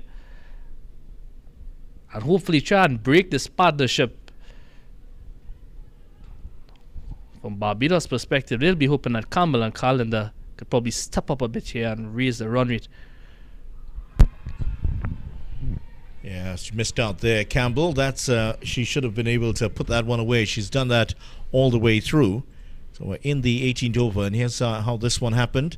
Look at the movement. Starting from outside the off stump, that ball, and swinging away down the leg side. Yeah, Seema's certainly getting a lot of movement here on this track. Be interesting to see what are the options remaining here. Remember, Joseph, she still has 1 after this. So if she can produce a good over there, more than likely she might be the one bowling that last over. Well, that's a great delivery, and that's hit on the pads. Campbell was moving forward, maybe just outside the off stump here, according to umpire Sandy. Let's see where the contact was. Was there a bit of inside edge here, video? Maybe, but I think it perhaps more likely it would be that the ball was just doing too much, because that one looked like it would be heading down the leg side. Yeah, struck at front of middle there. We've seen how much the ball is swinging. Campbell is batting out of the crease as well. Yeah, she's trying to start it a bit further out the side of the off stump. Still get the single though. So Barbados halfway through the 17th over. They will look to be in the region of 120. That's the region they'd want to get, but given the start they had, they really should have gotten maybe above 150 in this innings. Yeah, initially even carrying on, even though the run rate had slowed up, still hoping that they would have gotten somewhere between that 140, 150 mark, but at the moment it doesn't look so. Joseph is bowling excellent thus far, getting that ball to move a lot into the right-handed batters. And again, Well played by Calendar. She stays on 26. So Barbados under 19s, 102 for 2.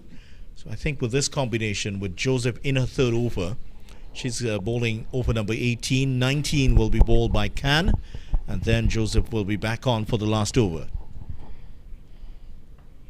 What a delivery that was, and well defended by Calendar. Very full, allowing that one to spin, to swing in, and that was homing in on the off stump. It's this 18th over so far, only going for 1 run. Excellent stuff here from Joseph. Should be looking to finish off here.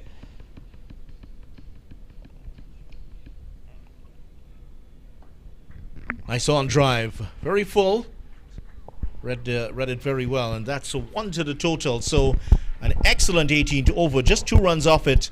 And Campbell on to 24, Calendar's 27, Barbados under 19s, 103 for 2. Okay, this over coming up here, the 19th over. This has to be a big over from this Barbados team. As we see here, Holder earlier on was run out for 31 of 33. Which really set things here for this Barbados team to try and get a big total. But the bowler certainly did a good job by pulling it back. Yeah, certainly did. There are options there. 1 over for the skipper Samaru. There's also 3 for Khan. I think it will be Khan who will bowl this one. Mitchell just bowling the 2 overs before she went off and was stretchered off the field. These batters need to do something a bit different here now to get a big over here for this Barbados team. Swept away. It's beaten Lapukad, who's still chasing it down. Just getting there ahead of the substitute Harry Lal, who's on. And they've gotten 2 runs there. So 2 more to Calendar, who's up to 29. 105 for 2. Yeah, rather than just place the ball onto the onside, I think they need to try and go for this expansive shot. Probably open my stance a bit. Just try to do something a bit different here and try to find the boundary.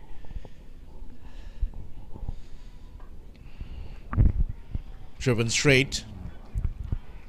Just 1 more. It's good bowling here by Khan. It's not allowing the batters to get under it. Yeah, much more fuller delivery there. Just outside that off some, not much swing on that delivery. So excellent comeback there from Khan. She's bowling well. See what Campbell, if she can manufacture something here now to find those boundary ropes. Straight back to the bowler and dropped. Hit powerfully by Campbell. And that is just beaten through the hands of Khan, who is just coming up from her delivery stride. Always difficult to take those. Yeah, you heard the ball in anguish there. She thought she should have done better there, but probably she should have. But excellent again from Khan there. Certainly an opportunity going down. Good delivery, very, very full, and she's not giving Calendar. She's taking her arms away from her, and also that is swinging in towards that leg stump. I think some innovation needs to be done here from one out of these batters. Probably try a sweep shot to a ramp or something. Try and find that boundary. Bit wider this time from Khan. Very good over to start off here. None for 9. I think she will take that. Just 4 runs off the over so far. In over number 19, I think she'll take that any day.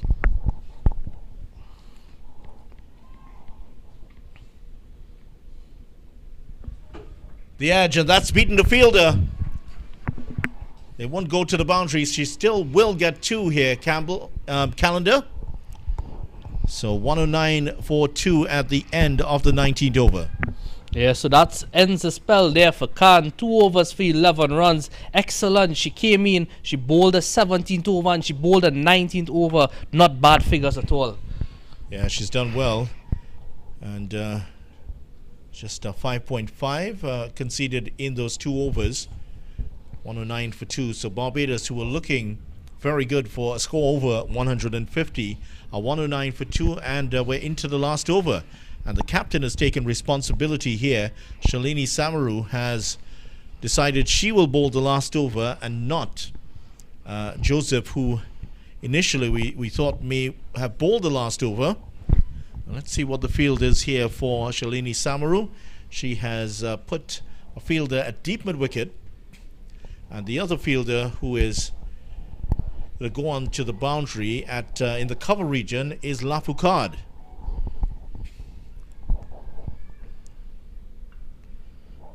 And Campbell, I think she'd prefer to bowl to Campbell, because outside the off stump, Campbell has not been quite adept as calendar at putting away the bad balls. Yeah, Campbell needs to go helter-skelter here. She needs to swing at everything now. Yeah, that's the kind of delivery that Campbell has struggled with putting away. 25 or 44 deliveries. And Samaru, quite intelligently reading the situation. Calendar is off down to the other end to have a word with a partner. Yeah, the other two fielders outside that circle is long on and long off. So Samaru doing an excellent job so far. She's only gone for 10 in 3.2 overs. Picked up a wicket. Let's see if she could continue her good bowling here. Off the back foot. It's better from Campbell. She's turned over the strike, and she's given the strike over to Calendar, but 3 deliveries gone and just 1 run in this last over. Calendar, she's look a little more aggressive than Campbell, so let's see if she can find the boundary ropes here. Barbados, they desperately need a couple boundaries in these last 3 deliveries. Just targeting the leg side. Let's get falling from oh, that's a misfield, and that's giving it away. Well, there could be a run out at the other end. Yeah, I think, oh, she was in trouble. And a poor throw, and not a great gather there from Sao. She took one really well earlier, not this time. So that Trinidad and Tobago have been a little bit off color in the field today. They have been put under pressure by this Barbados batting effort here, but 111 for 2 does represent a good comeback for TNT. Yeah, certainly a missed opportunity there. I'm not sure if Campbell wanted Calendar to remain on strike for the final couple deliveries, but in the end they go through for a single, and Campbell now, she has 2 deliveries remaining to face.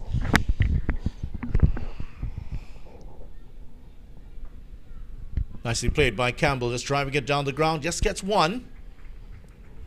And Calendar will face the final delivery. 33 of 41 deliveries. She has batted so well here today. And Campbell on 27. She's done her part, playing the anchor innings here in this T20 match. 112 for 2. Nice looking on drive. There's 1. They will push for 2 here. They're coming back for the second run. No, they've decided against it. That is very good fielding on the boundary.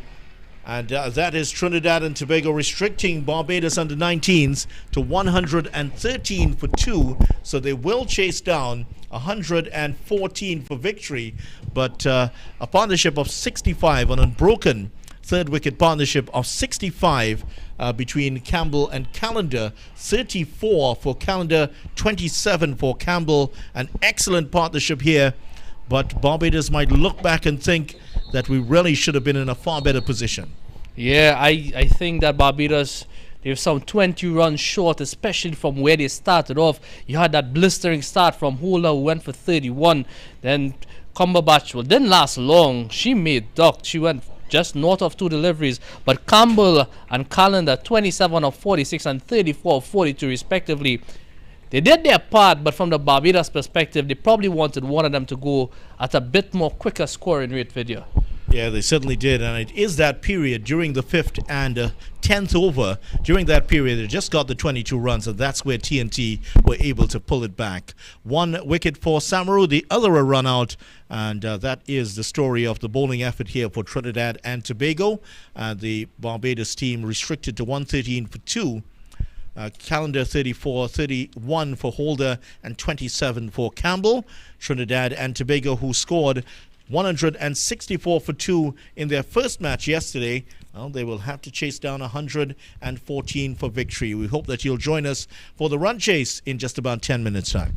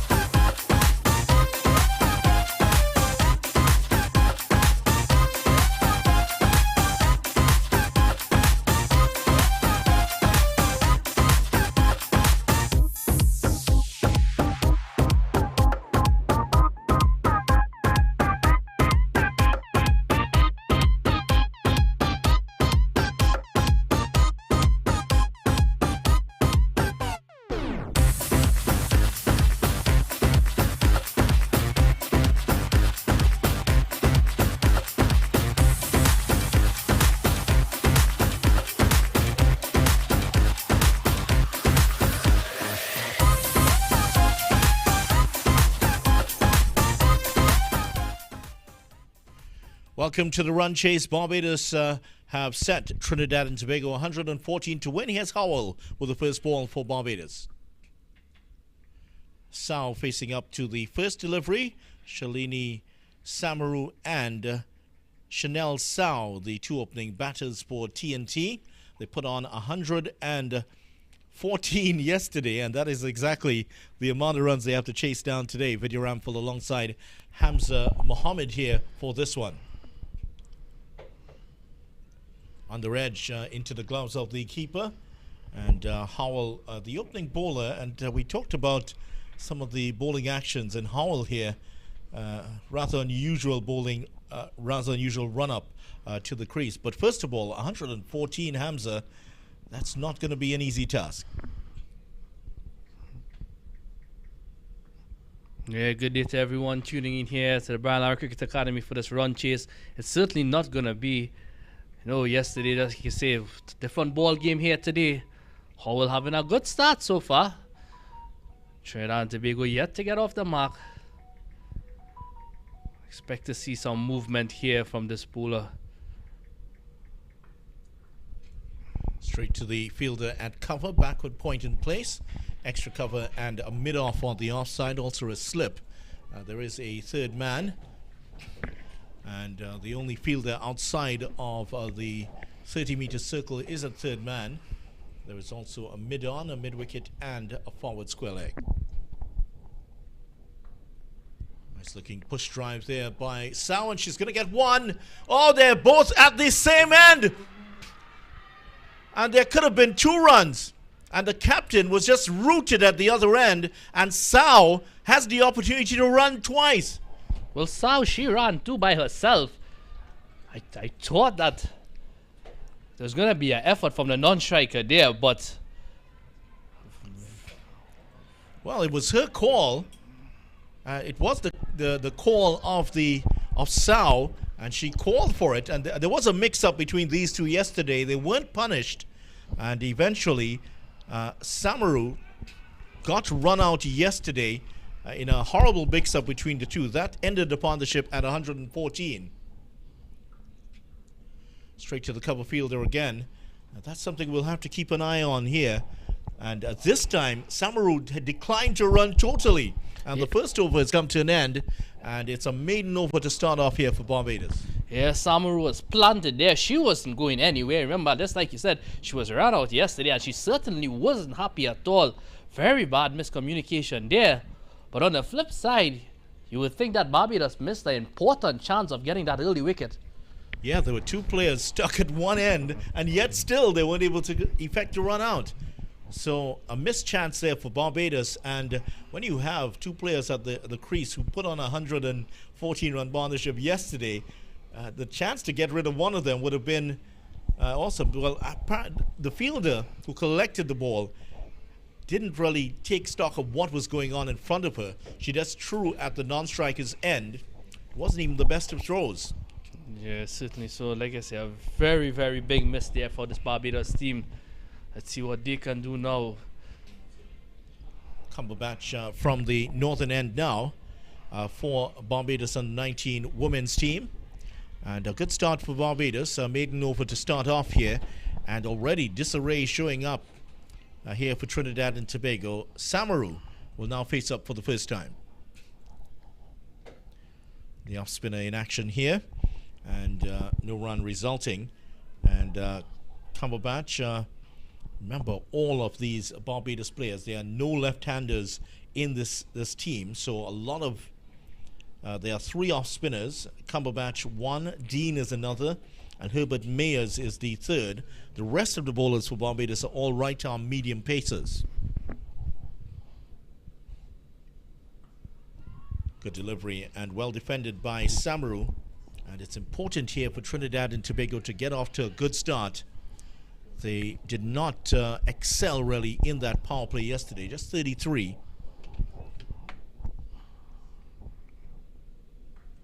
Full toss, beautifully driven through the extra cover region. And it's well pulled in by the fielder. Does well to make the stop. And that they do get a double. Good piece of fielding there, but Trinidad and Tobago, they're finally off the mark. Samaru, she moves on to 2. The score moves on to 2. You mentioned in there that start in the power play. We've had some 10 balls so far, and they're open. Finally got off the mark. Trinidad and Tobago now, they'll be looking to carry on that. Remember, they're chasing 114 for victory here. Good start by Barbados so far. 2 players on the boundary. One whose legs you're seeing at the top right hand of your picture. That's a very straight mid-on, long on. This one's hit to the fielder and overhead, and it's gone for 4. Hit off the back foot well by Samaru. I tell you what, the fielder pulled off a great stop earlier, but this one felt she could have done better with that catching attempt. Yeah, that was a bit of a shortish delivery there by the bowler, Komabach. Wasn't the best of deliveries there, but a good shot in the end. You still need to make your runs here. Samaru, first boundary of the Trinidad and Tobago innings. Well, they've now asked her to go all the way back to the boundary. The fielder at that mid-off position. Now she's been told to stay inside the circle. I believe that's Solange Halford. Yeah, Halford staying inside the circle, and in addition to the mid-off, there's also a very straight long-off. Played away on the leg side. This is going to beat the fielder, and that's going to run away towards the boundary for 4. So a boundary here for Samaru. It's very strong on the pads. And after that awful... Oh, wow, that was another calamity there. The captain throwing it to the fielder in front of her and almost hitting her in the face. Good shot there from Samaru. 2 boundaries of the over so far. The Trinidad and Tobago team, they've gone up to 10 here now. Samaru continuing her fine form where she left off yesterday.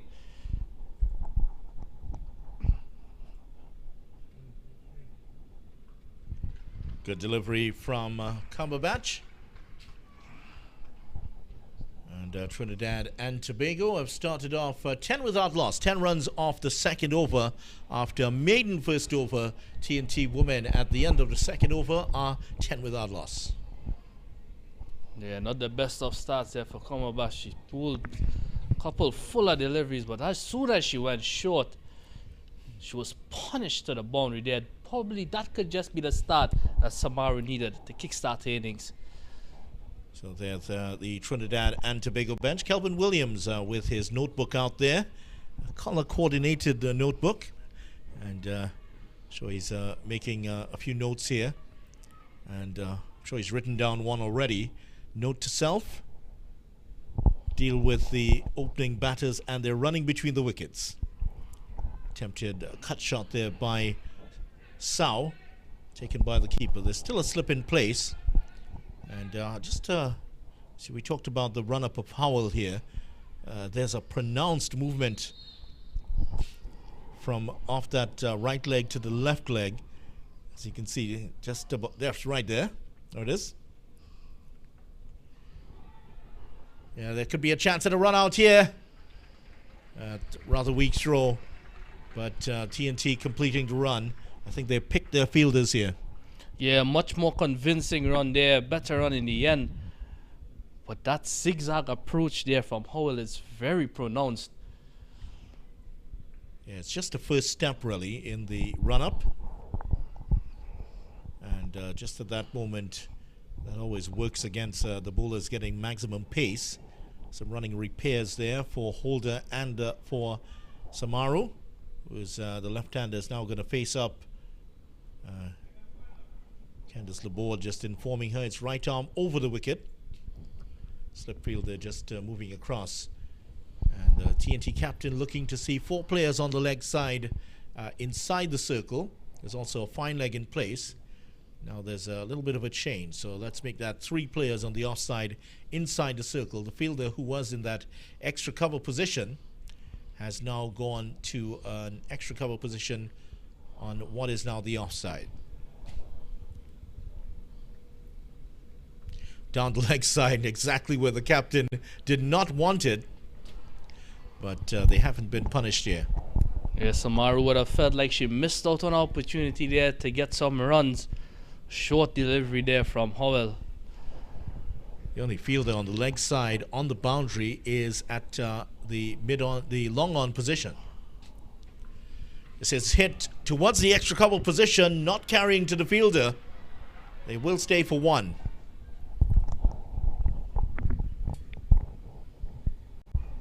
Important here for Trinidad and Tobago to get a strong opening partnership for Barbados. They have to keep things tight. Samaru is very strong on the offside, less so for Sao.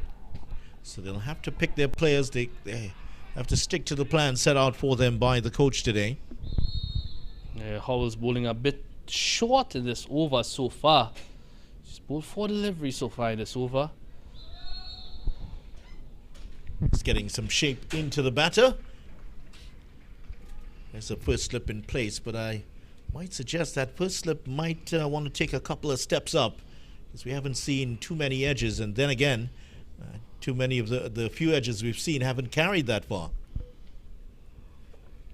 Flicked away. That's beautifully played by Sao. She's going to get 2 here.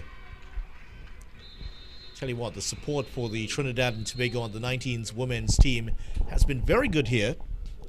The Trinidad and Tobago team, a lot of family members are out here to support the young girls. 4 runs in the 3rd over at the end of 3 overs.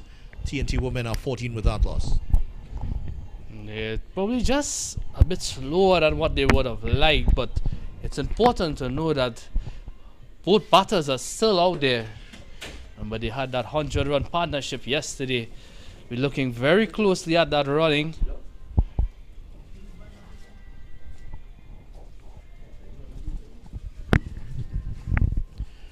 So yesterday we saw Guyana beat Barbados by 9 wickets, USA whip Jamaica by 7, and TNT overwhelming the Leeward Islands by 137.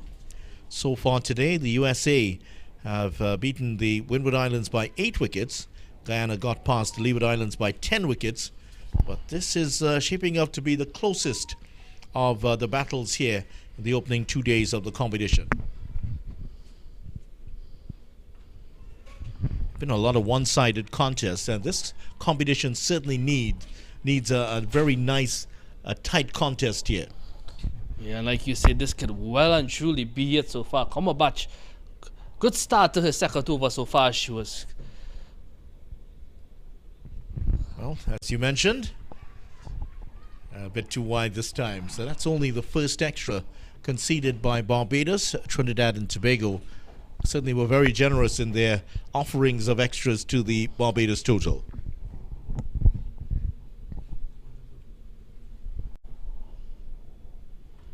Pulled away. There's a fielder out to the boundary. It's only going to be 1. And it's a nice, powerful throw coming in. Yeah, after a good start to her over here, she's a bit all over the place now. Wide delivery, now a short delivery. Cumberbatch will be looking to be a bit more consistent here, get that ball a little up. And as we've seen in both games here so far today, there's a lot of turn on offer for the spinners.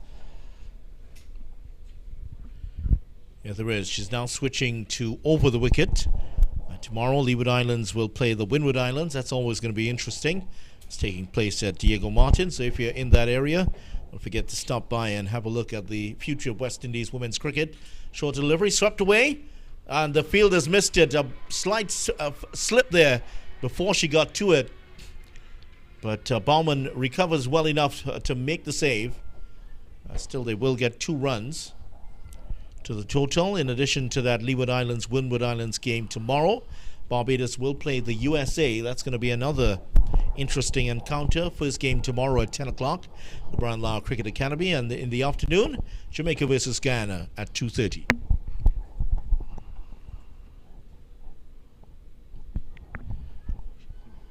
Just correction, not tomorrow, but Friday. And that is on Friday. TNT will have a 2-day rest before they return on Saturday for action. Yeah, USA is certainly in rich vein of form. They are 2 comprehensive wins so far.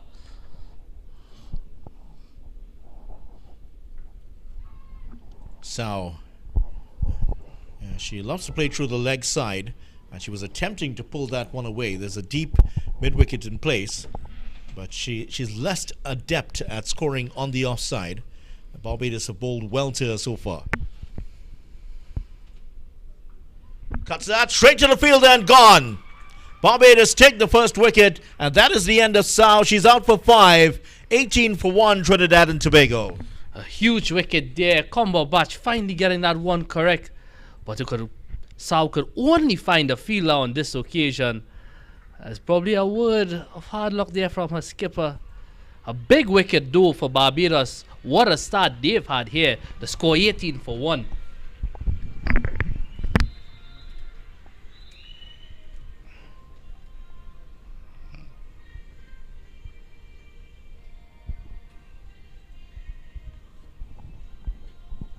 Just a reminder as well, remember Katie Jazz Mitchell, she was stretchered off in that first inning, so we'll see how much that will come into play here. They're about a short. It was Howell who took the catch though. Howell just a ball after taking the catch. She's going to continue here. This should be her third over. 2 overs, 1 maiden, none for 4 so far. And the first wicket down, Sao caught Howell by the bowling of Cumberbatch for 5. So no repeat of the century partnership today between these two. And this is where Trinidad and Tobago will be tested, because after that outstanding partnership yesterday, not a lot of batters got the opportunity to play some time to play in the middle. Janaba Joseph is the new batter.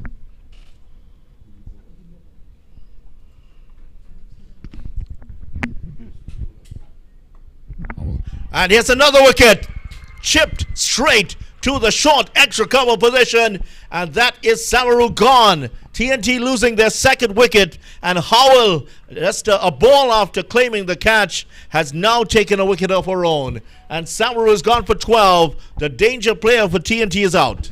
Excellent there from Howell. A good catch in the field, and now she removes the Trinidad and Tobago captain. With both openers going here, Barbados has certainly opened up this game.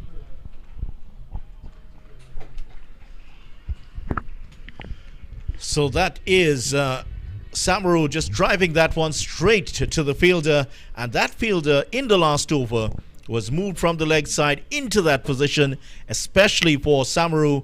And I'm sure that other teams will be taking note of how the Trinidad and Tobago captain has gone here today.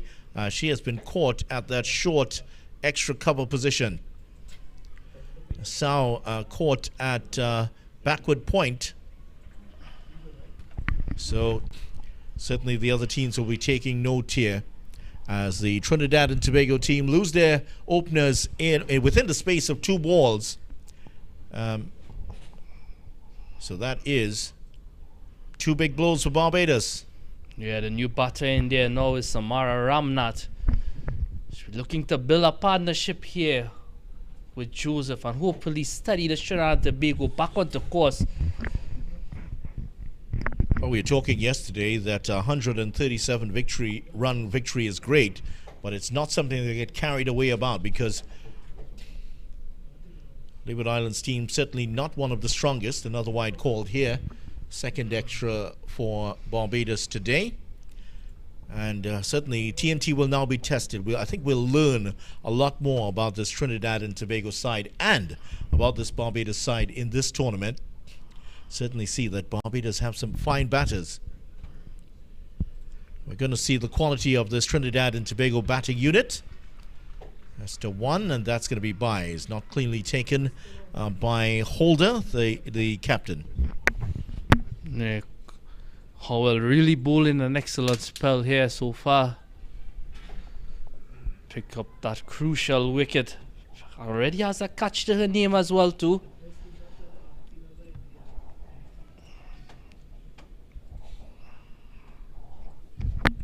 Wide again. That's the second one of the over. I'll just pushing that one a bit too wide off the off stump.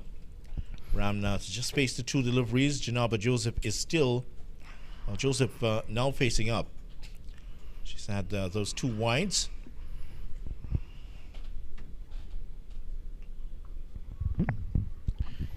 straight to the fielder this time. So just to remind you of how that game went with Trinidad and Tobago, 114 for 1. Janaba Joseph started slowly, got away to 21. Lafoucault ended up facing just one ball. It's pulled away by Joseph. That's going to be a boundary.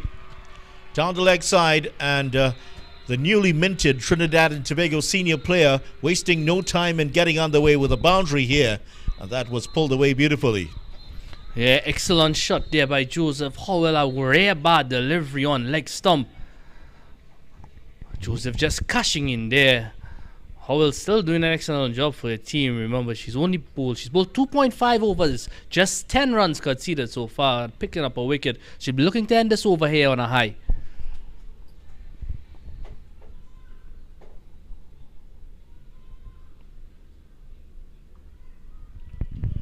Joseph off the back foot, driving that one pleasantly, getting one more to the total. So 26 for 2 at the end of 5, and that over certainly has cost Barbados a couple of runs, but they did in fact get the wicket of Samaru. Yeah, it certainly was a big wicket indeed. Trinidad and Tobago will be hoping that this pair, Joseph and Ramnath, could build a good partnership here, as we see more spin now introduced into the attack.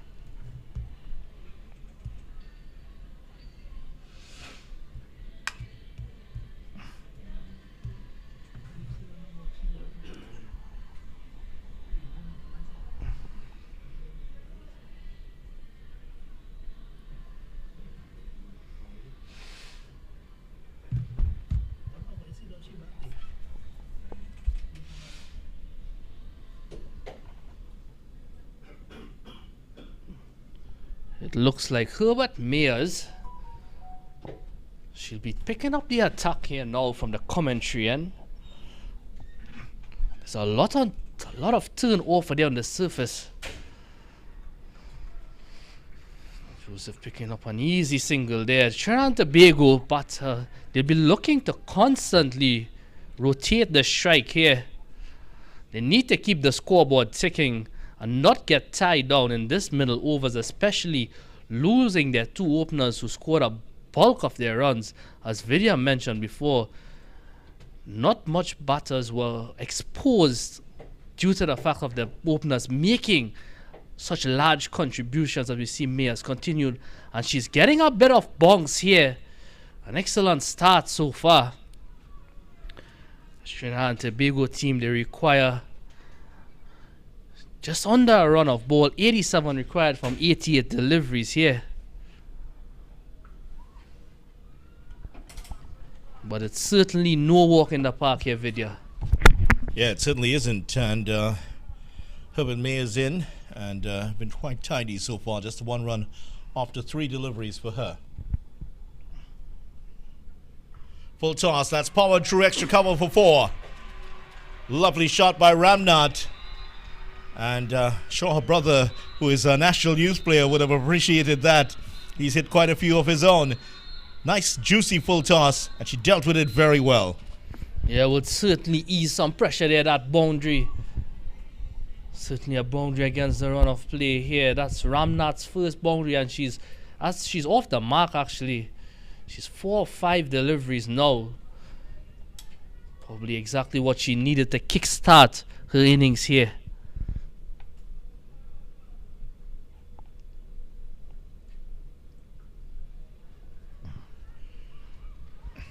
Nice looking shot, but there was a chance at a run out at the bowler's end. Ramnath was able to get there. That's Howell with the throw from that backward point position, exactly where she got the catch to dismiss Sao in the last over. Yeah, Ramnath was extremely slow in taking off there. Luckily for her, it wasn't a direct hit.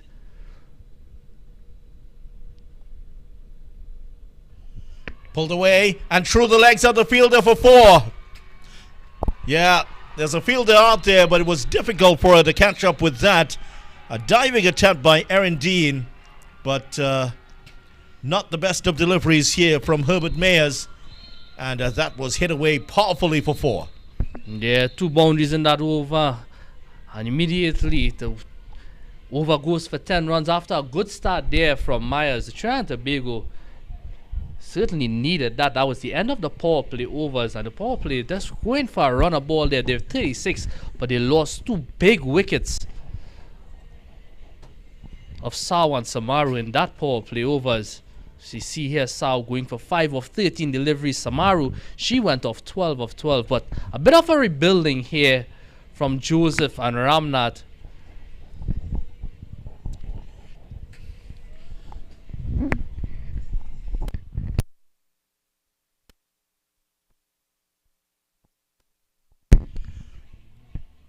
Start of the 7th over here now, and expensive first over from Herbert Mayers, and there are the bowlers so far. Mayers, the 3rd bowler to be used, and Howell has been very tidy. 3 overs, 1 for 11. Cumberbatch 1 for 14. That's a situation here for Barbados. 22 dot balls at the start of the 36 so far, so fairly good start for Barbados. Let's see what the change will be, and it looks like it's going to be Aaron Dean, who will be bowling from the southern end of the ground. And Aaron Dean, off break, off spinner. She will be looking to turn this one away into the right-hander here. So Barbados employing the slip, and let's see what else they do. Holder running the changes. A holder captaining Barbados. When has that ever happened before? So point fielder in place, backward point, cover point, backward point, and there's also going to be not a short fine leg. Well, yeah, it's going to be a short fine leg as the player steps back towards the end of the circle. Much turn here for Dean at the start. Straight to the fielder, no run. Yeah, that's giving that a bit of a loft there. A lot of flight there from Dean. Seeing that type of bowling has proven effective. Ramnath herself was bowling some of those, along with earlier today with Ruben or Trinidad and Tobago.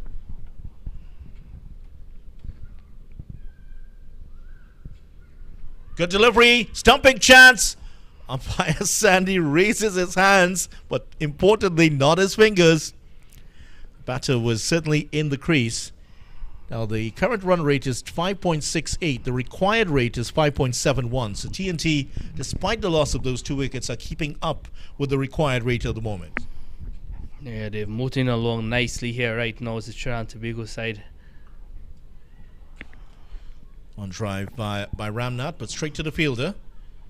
And maybe just a couple meters to her left, and that would have been 1, possibly 2. Barbados having the mid-on in place. The other fielder outside. Down the leg side. Hit something. 1 more to the total. Let's see what the signal is.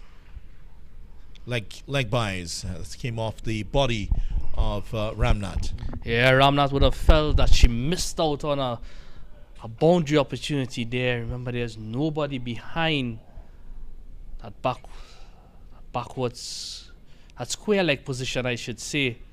Not the best of deliveries there, but from Dean, certainly getting away with that one.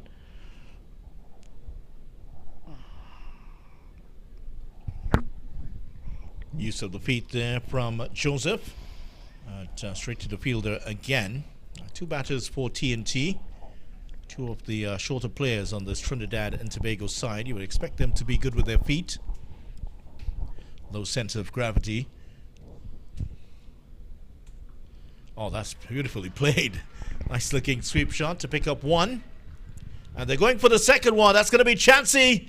Well, a better throw might have had Ramnath in some trouble. Was a powerful throw by Calendar, but the bowler wasn't quite able to gather it cleanly. 39 for 2 at the end of 7. Yeah, talk about using your feet there, Vidya. Certainly a good looking shot there from Joseph, but we've seen a number of that today. Better throw could have had a lot of run-outs here today. Trinidad and Tobago, one of the pioneering teams in terms of women's cricket in the region. Might surprise many if you don't know that before the 1975 Men's World Cup, which was the first World Cup for men, there was a Women's World Cup in 1973. And Trinidad and Tobago and Jamaica participated in that. There was no West Indies team in that women's team in that World Cup. TNT and Jamaica competing as individual teams. Trinidad and Tobago winning 2 and losing 4 in that tournament. Certainly that pioneering spirit continuing. TNT beating Jamaica and Young England. TNT also having 13 titles at regional level. So a rich history of outstanding cricketers. And you go back to the names like Beverly Brown, Louise Brown, sisters of Anne Brown-John.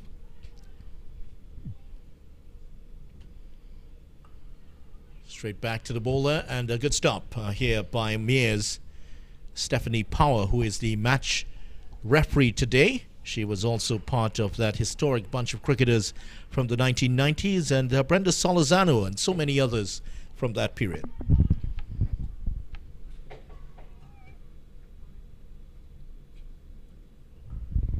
Perhaps in 20 years' time we might be calling the names of Janaba Joseph and Samara Ramnath also. I'm sure you'll be around for that, Hamza. Yeah, certainly some bright prospects here. This under 19 competition. Stumping chance, and turned down by umpire Laborde. She had that back leg, it seemed, firmly planted there, Ramnath. So far so good here for these two batters, and they pushed on the partnership to 21 in a quick time. They're keeping up with the scoring rate. In fact, the current run rate starting to dip a little bit here, Hamza. It's just over 5, and the required rate is going up to 6 and over. It's gone over 6 and over for the first time. So Barbados starting to turn the screws here.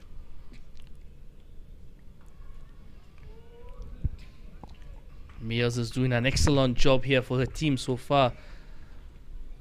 Good bit of bowling, good bit of feeling of her own bowling as well. She's been very tidy and very steady, showing some good nerves here. And just as we say that, she bowls a full toss down the leg side and is struck away for 4 runs. So a boundary here for Trinidad and Tobago. That will certainly release the pressure at the end of Mears' second over. TNT ending over number 8 at 43 for 2. And as we've been talking about, Hamza, this is going to be a close one. I certainly saw a bad delivery there to end the over. She's bowled 5 dot balls in that over so far. Just a gift there for Ramnath. The ball went crashing into the boundary. Trinidad and Tobago team, they require another 71 runs for victory and 72 deliveries. Certainly a close one here, Vidya. Yeah, it's not going to be an easy task to get the victory here at Trinidad and Tobago. Barbados racing out to 48 without loss. Lost 2 wickets in the 7th over, but then an outstanding partnership of 64 runs. And this is another poor delivery, which is swept away for 4. And Joseph has already hit a shot in a similar vein earlier in the innings, and she's not going to miss out with that, with the fine leg inside the 30-meter circle. Yeah, consecutive boundaries for the Trinidad and Tobago team. 2 deliveries was in the same line, just short and on that leg stump, and both batters getting boundaries in consecutive deliveries. Yeah, Dean's just starting this off break a bit too straight, and giving Joseph the opportunity to sweep. Coming down the track, nice looking on drive, will pick up 1. Starting to look confident. She actually did look pretty good in that innings of 21 against the Leeward Islands before she was caught. And that was only because she was trying to give the strike to Chanel Sao to get her 50. Sao eventually did get the 50 off the very last ball of the innings against the Leeward Islands.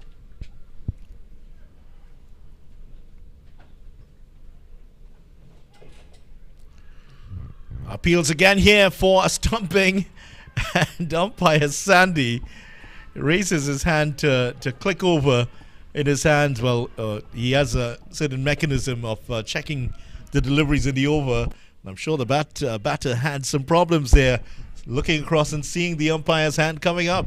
There's always going to be nervous moments like that video, but certainly a good come after being shocked for that boundary of the first delivery of this over. A good bit of wicket keeping too. Swept away. Oh, straight to the field and gone. Well caught by Bowman. And that is the third wicket. And that one is a self-inflicted wound. She could have hit that anywhere.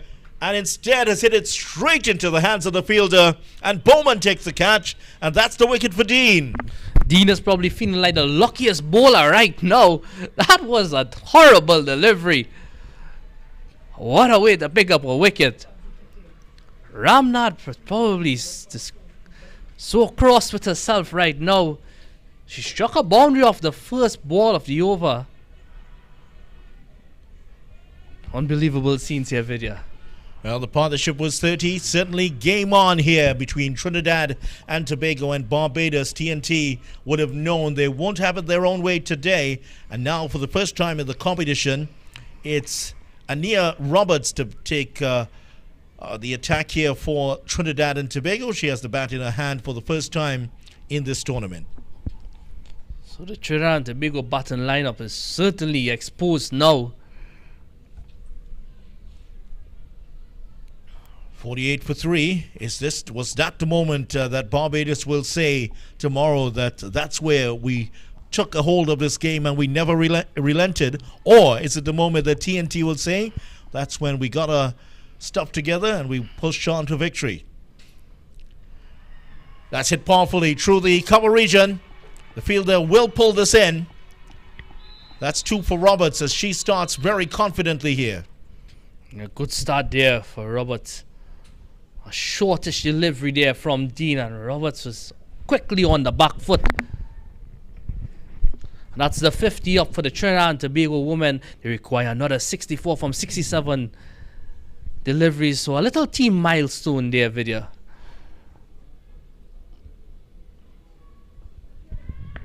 Straight to the fielder. It was a chancy single to take, but they're able to complete it. Not without a few alarms there. 51 for 3 at the end of 9 overs. 8 runs coming off that over. Trinidad and Tobago brought up their 50 in Barbados, brought up their 50 in the 8th over. So at this stage, Barbados were already 52 for 2. So not much to choose between the teams. 52 for 2 for Barbados after 9 overs. Trinidad and Tobago 51 for 3. Yeah, in comparison, Barbados, they're just a slight bit ahead. One really poor over could turn the match here, and Barbados did get an over like that. In the 5th over, Trinidad and Tobago conceding 14 runs in 1 over. There were also some poor overs where they shipped a lot of runs coming up late in the innings. But Barbados will have to keep things tight here. If they can keep it down to 4 and 5 and over for the next 5 overs, could see Trinidad and Tobago panic and implode. Here's Dean once again.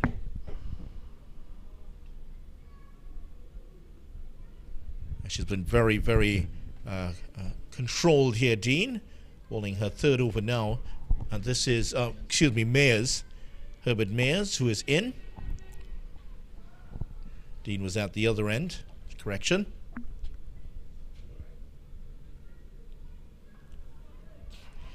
Well, they're going for a single, and that is very well run between these two batters. Roberts pushed for it and immediately set off. And the call was by Joseph, who has taken control of the situation here. Yeah, in this middle overs, they certainly need to keep the scoreboard ticking here. Boundaries may not be the easiest thing to come by, but we all know what 1s and 2s could do to this total. Oh, powered through the cover region. That's going to be at least 2 here. Joseph picking the gap beautifully, playing square of the wicket. And she is up now to 19. So 54 for 3.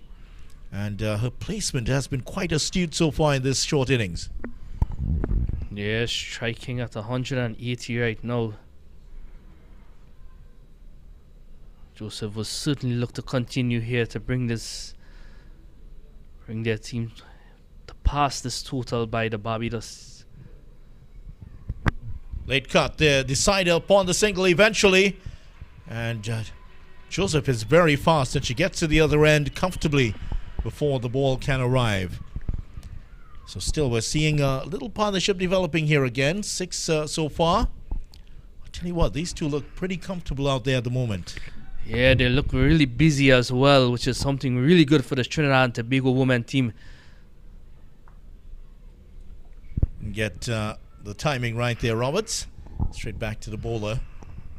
Barbados have 2 players out of the boundary at a very straight long on. That's Campbell, and a deep mid wicket also in place. So yeah, 1 ball again for the water break. And it's a very good one, which has kept the Trinidad and Tobago batters quiet. And after 10 overs, Trinidad and Tobago are 55 for 3. Barbados had started to pull ahead at this point. They were 62 for 2. So Trinidad and Tobago need 59 runs in 60 balls. Wow, just around about a very stiff 6 runs and over here. This is going to be a close one indeed. But Barbados slightly ahead. They've edged ahead of Trinidad and Tobago in the reckoning in the last couple of overs. And that is the situation here. And the water break, the teams will talk things over and we'll have a drink ourselves.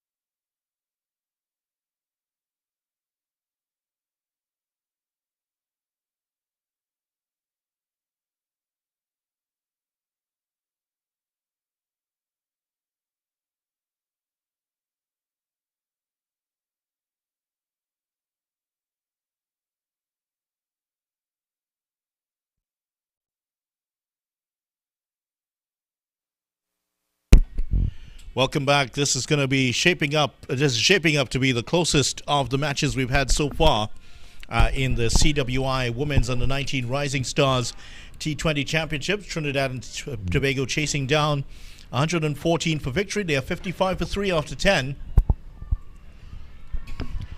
And TNT Real tall task here, just about 6 runs and over to chase down. That's always going to be stiff here for the home team. They certainly have a lot of support here.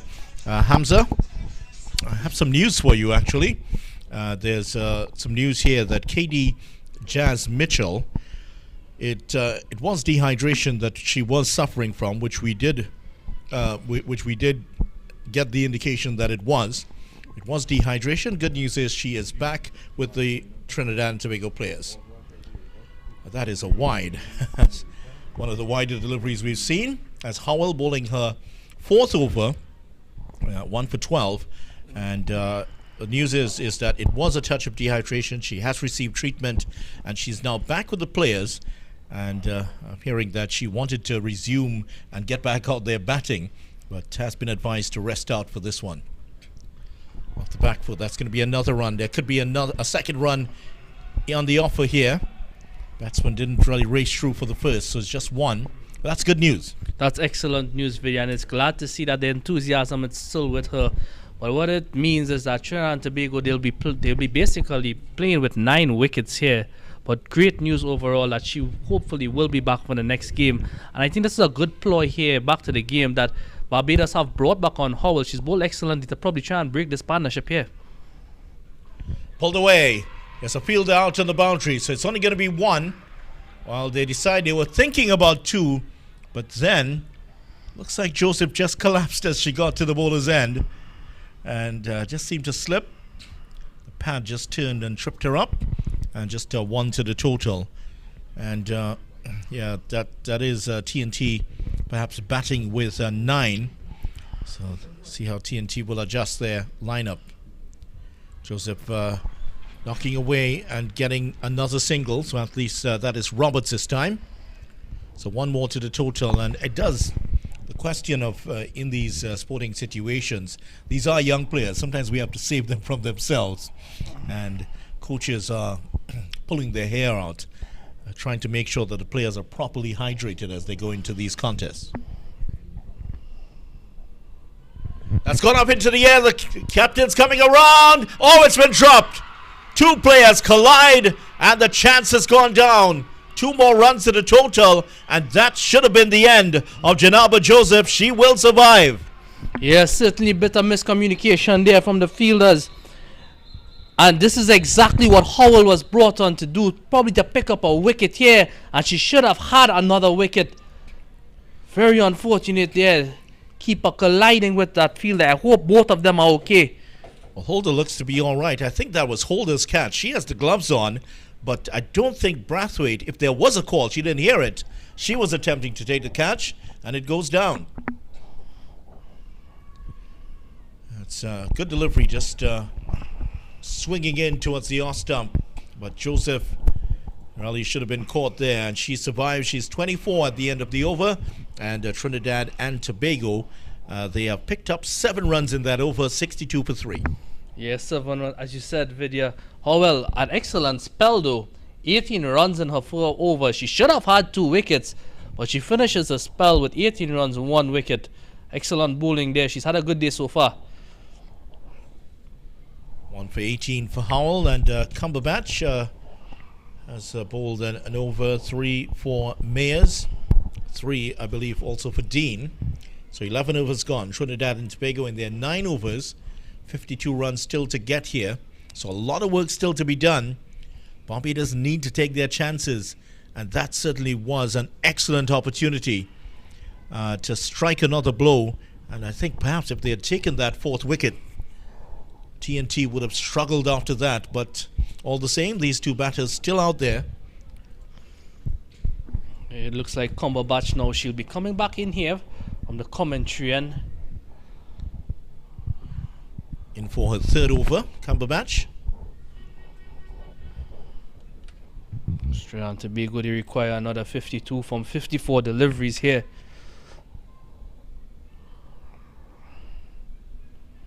Joseph just looking to guide that one through the 3rd man position. Players on the boundary for the bowling of Cumberbatch. A deep cover, long on, long off, and deep in wicket. Yeah, Cumberbatch will be looking to attack the stumps here. Short delivery, pulled away behind square. That's 4 runs. Poor delivery by Cumberbatch, just pulling that one down. And Roberts needed no second invitation. She's picked up another boundary. Yeah, that's certainly not what Captain Holder would be wanting here.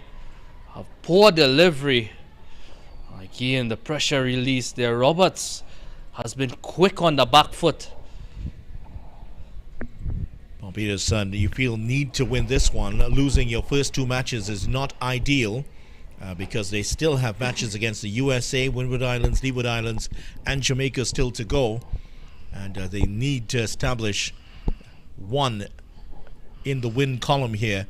They need to win this game. Well, that one almost going back onto the stumps. Very, very close. Roberts not coming fully forward to that one. Yeah, trying to cut a full delivery there. Lucky her pads was in the way.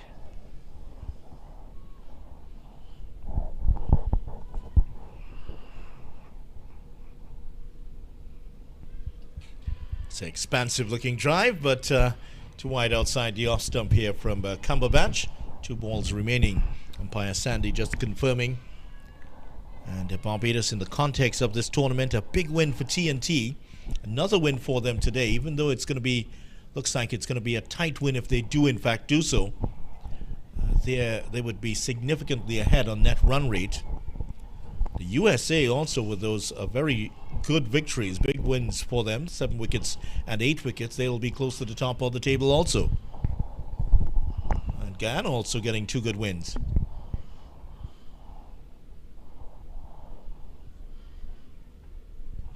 Good bowling, quicker one there from Cumberbatch. And she's kept Roberts honest here. So Guyana, USA, certainly at the top of the table. Trinidad and Tobago trying to join them at the moment. But Barbados are providing a stern opposition here. Yeah, that's certainly an excellent end there from Cumberbatch. The end of 12 overs, the score now 66 for 3. Video runner ball from here. You called it earlier. Certainly no walk in the park for the Trinidad and Tobago team today. Well, if there's any cake, you can bring it out for Hamza and myself. It's not going to be a cakewalk today. 66 for 3, 8 overs still to go. And a few of the spectators here just having perhaps the closest look as any of them. It's that exciting. They don't want to sit at all. Nervous moments, chewing fingernails. Rattling rosary beads around the ground to try to get the win. Yeah, it's a good sight to see some spectators out here. I'm sure there's some parents in the crowd looking on. Proud moment as a parent to see your kid out there representing your country. I think there's going to be a change here. It looks like Holder has, Holder, as we heard here, Holder, in addition to keeping, Holder also functions as a right-arm medium pacer. So she's taken off the pads and she has gone on the attack now. And taking over the gloves here is Calendar, who we saw when she was batting, has a very good pair of hands. So I expect that will translate well into her keeping, similar to what we see from Shea Hope in the men's game. Nice pair of hands when he's batting and also when he's keeping. It's great to have it's great to have players like this on your team, where you can keep, you can bat, you can field well, and you can also bowl. Yeah, certainly Holder, and she's captaining the team as well.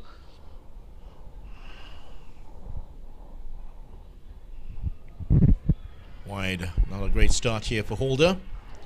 I guess the equivalent of her abilities at the men's international level would be Devon Thomas, who's back in the West Indies ODI and white ball setup, let me just say that. And he can keep, he can bowl, he can also bat very well. Down the leg side, another wide, 2 wides, overcompensating this time, Holder. Yeah, she had a good time with the bat earlier today. She's certainly doing a good job behind the stumps. She'll want to continue that in her bowling here. Not the best of start. She needs to get her bearings correct. Remember, there's not a huge total to be played with here. Oh, that's hit. Powerfully over extra cover for 4. And after 2 wides, she's pitched it up. And it's a boundary and also a no ball. So there's also going to be a free hit. Yeah, not the best of starts here for Captain Holder. She's gone for 6 runs so far without a legal delivery being bowled. And on top of that, Joseph now, she has a free hit on her hands. Trinidad and Tobago were hoping for an over in which they could put some distance between themselves and the Barbados under-19 women's team. This could very well be it. 7 runs already off the over. And here is the free hit.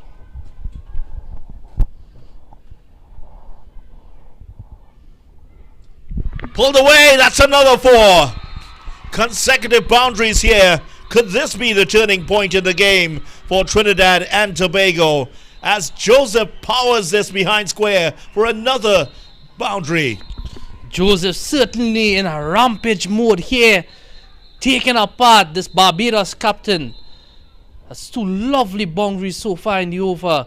Holder, she's gone for 11. So no ball, 2 wides. It's hardly been the best possible start here for Holder. Getting some advice from the keeper, Calendar. And those two trying to work out what's the strategy here. She just hasn't been able to pitch it in the right areas here to trouble Joseph at all, who's on to 32. And another one missed out that time. Down the leg side, off the gloves this time of Joseph. I think she'll take that at this point. Yeah, dot ball, goal now for Holder. Not the best of deliveries there, but Joseph just missing out on that pull shot. Certainly did miss out on the one before. Last wicket falling at 48. Partnership now on to 31. Swans hit over the onside this time. That should only be 1 this time. They go for 1. They're looking for the second. They're going back for the second. And that's well run in the end. And Joseph picking up 2 more. Yeah, her bat fell there and she turned into a sprinter, was Roberts. Excellent piece of running there. Roberts got there pretty comfortably in the end. And finally, we're starting to see some daylight between the number of runs required and the number of balls remaining. Another wide and a no ball. Wow, it's all falling apart here for the Barbados under-19 team, and that is not great.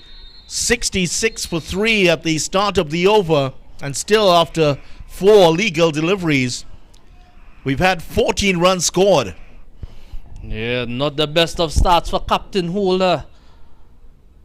Not being able to reciprocate that form that she has with both gloves and bat into her bowling here. More importantly for Trinidad, Joseph is on strike to face this free hit. Pulls this one away. That could go close to the boundary, and that's another boundary for Joseph. 3 in the over, 18 runs.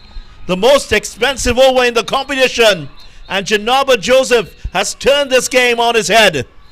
Yeah, she has a huge support here from the spectators at the Brian Lara Cricket Academy. Joseph is racing Trinidad to victory here. They require another 30 from 43.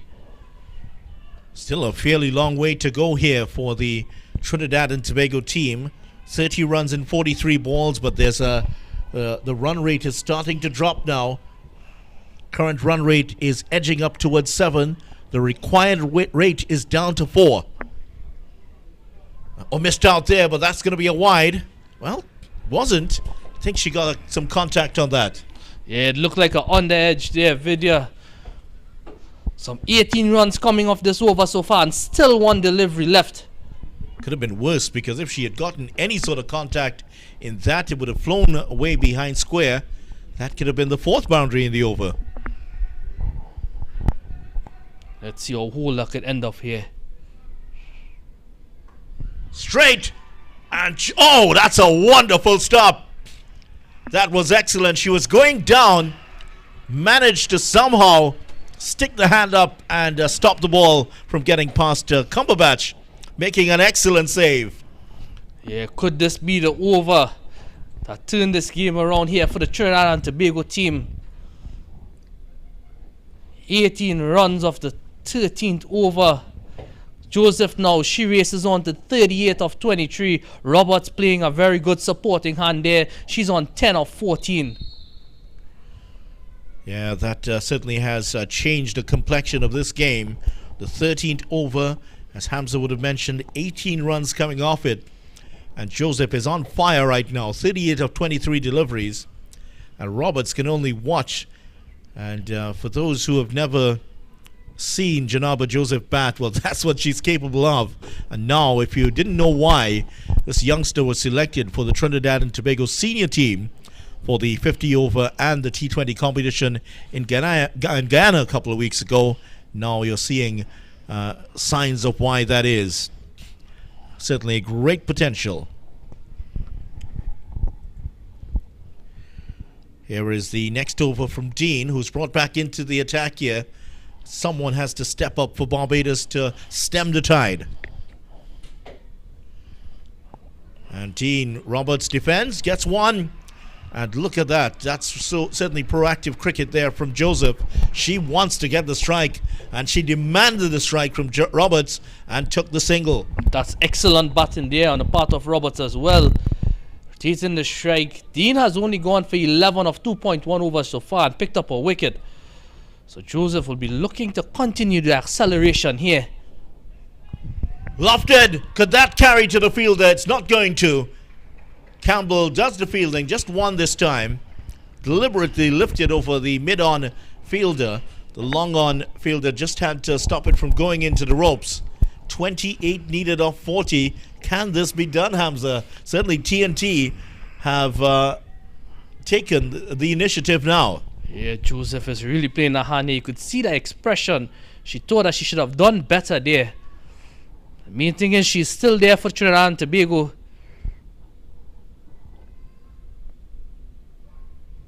Roberts works this onto the onside. Will get one. And she's doing her part. Roberts 12 of 16. Hasn't been a runner ball, but she's been gathering the runs well. And she's giving the strike to Joseph, who has raced on to 39 of 24. There's the partnership, 39 of 31. Well, that's a wide. Missed out there. Any contact with that. There's no one behind square on the leg side. There is a square leg in place. Any sort of contact there, that could have been another boundary for Joseph.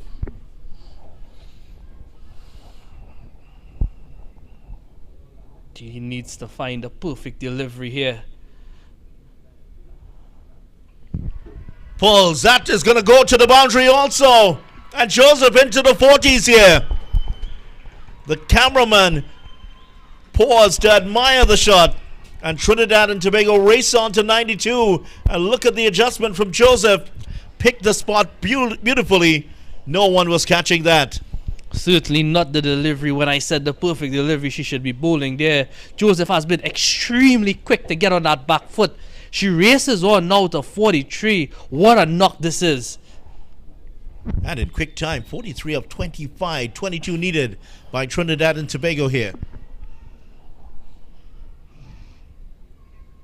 And now behind squares, that could also go to the boundary. And Barbados, after keeping it tight for so long in this game, have now given up 6 boundaries in the last 2 overs. And Trinidad and Tobago certainly now look to be on course for their second straight victory. Yeah, excellent partnership batting there. Roberts, she has the best seat in the house. Joseph is moving along nicely here. Just 18 required now. Of 37 deliveries. And that's the effect of that one bad over from Captain Holder. 18 runs coming off it. And this one has also cost them a further 12 with still 1 ball to go.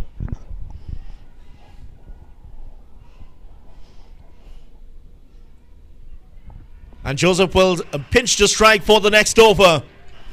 This is some fine cricket from the youngster from Trinidad and Tobago.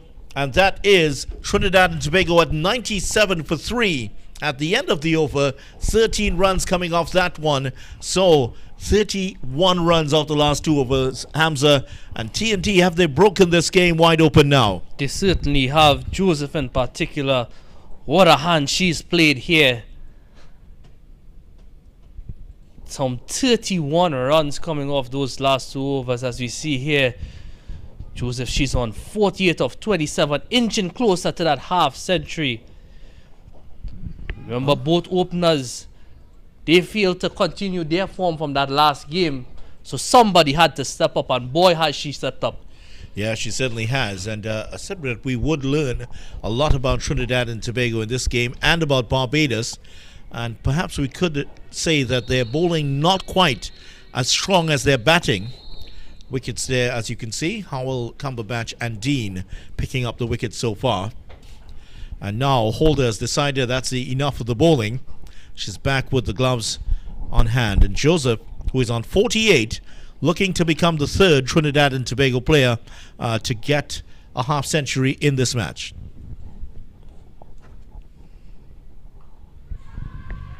That's pulled away nicely from Calendar. That's another 4, and that is 50 for Janaba Joseph. A brilliant innings from her, and coming up of only 28 deliveries. First ball from Calendar, pulled away beautifully for 4.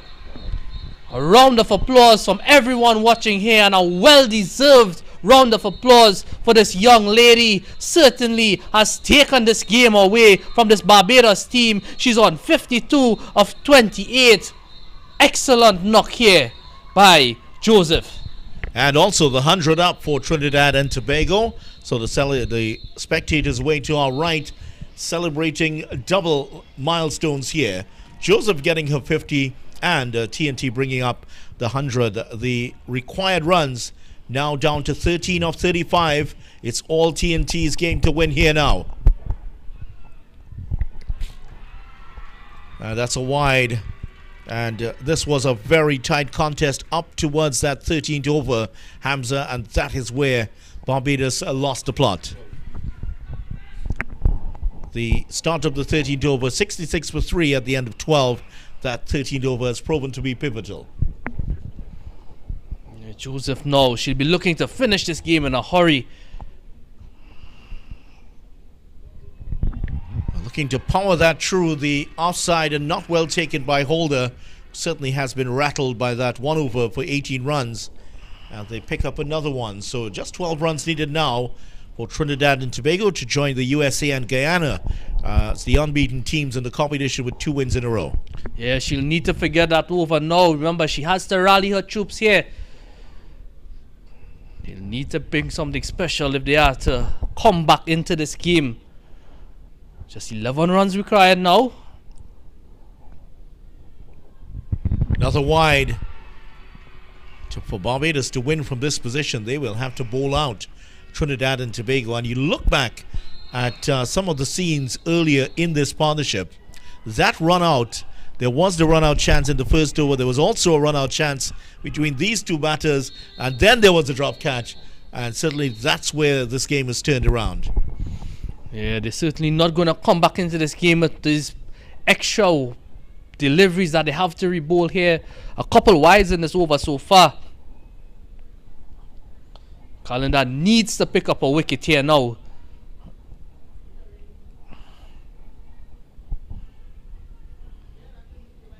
Another wide, this time overcompensating.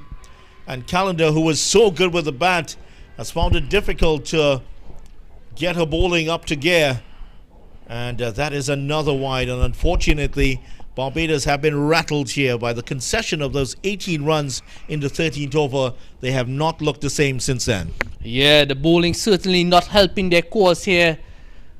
The required runs now is in single digits. Just 9 more required of 34 deliveries.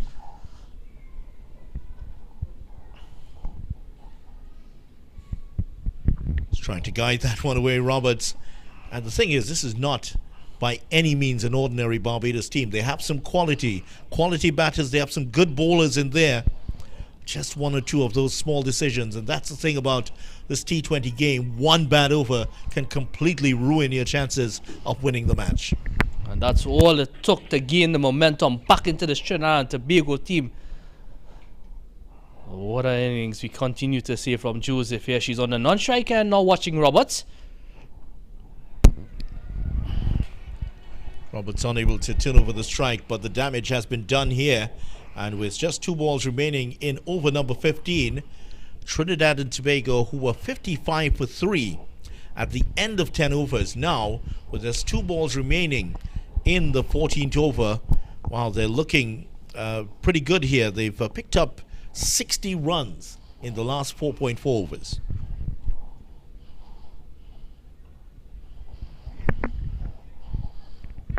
$50 runs. Correction, where's my arithmetic when I need it? 50 runs they've picked up with just 1 ball remaining in the 15th over. Their calendar, she will want to finish off this over here well. More so, she'll be looking for a wicket here. Roberts, very handy little knock here supporting Joseph.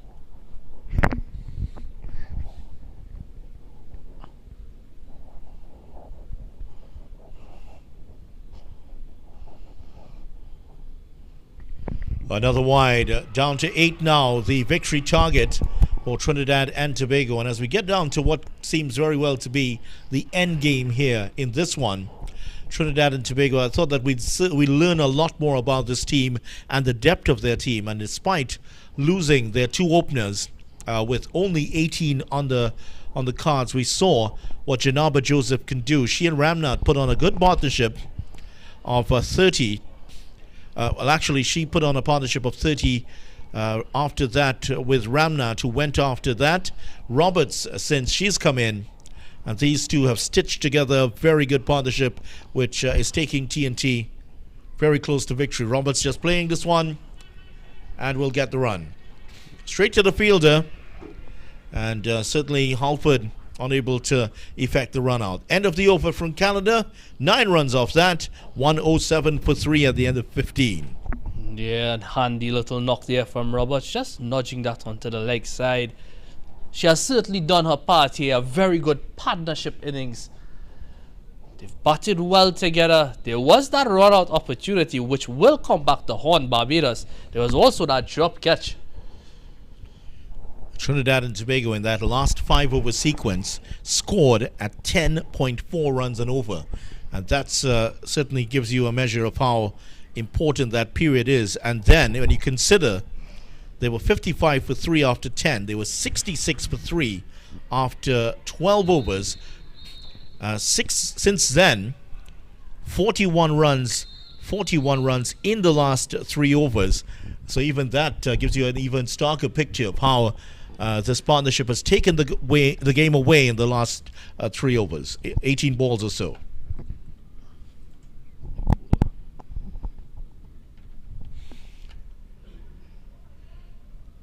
New bowler and starts off with a wide.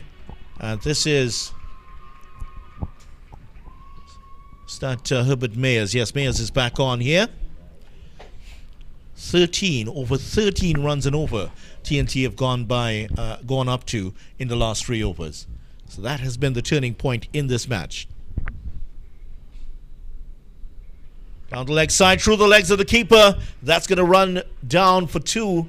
Well, just 1 they're going to take this time. No need for a run out at this point because they know that the end is nigh. Leg by signaled by umpire Sandy. Yeah, and I think the innings that Joseph played here, that's the innings that somebody in the Barbados team should have played. Well, that's what they wanted to play. Remember, they only lost 2 wickets in that innings video.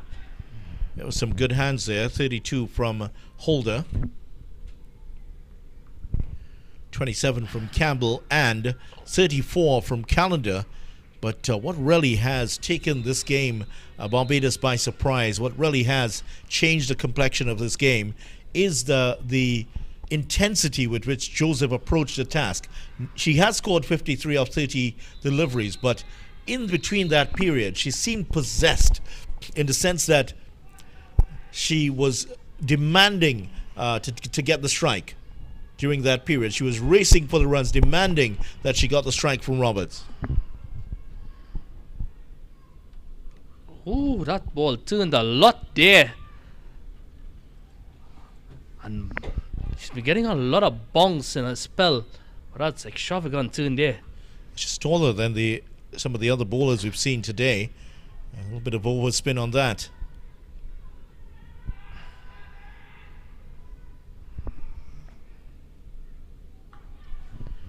That's hit away straight to the fielder. No run this time with just 4 needed. Trinidad and Tobago just 1 hit away from victory. Yeah, the last thing you'll want here now is a run out, especially after they've been going so good. And just a hit away now. Spectators just voicing their opinions, asking TNT for a 4 to end off this one quickly.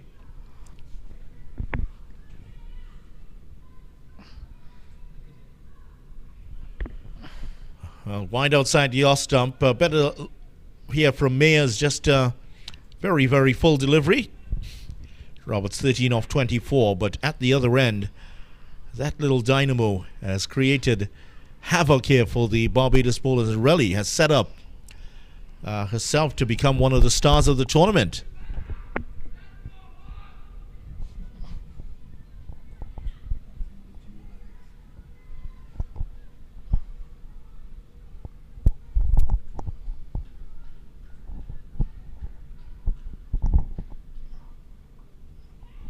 Roberts wants a single and will get the single, so she will have the strike for the next over. Trinidad and Tobago at the end of 16 overs, 111 for 3, and TNT just 3 runs away from victory here. And if I were to ask you, Hamza, what have you seen from Trinidad and Tobago in terms of this game?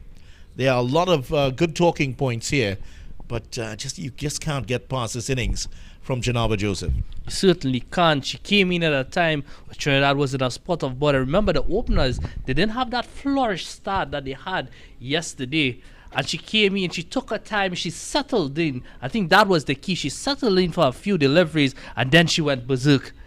And what a knock this has been here. Certainly a game-changing knock, but a match-winning knock in the end. Yeah, it is. And the intensity of it, and the rate at which she scored. She picked up 4 boundaries in 1 over, and 53 off 30 deliveries. That is not a scoring rate to sniff out at all.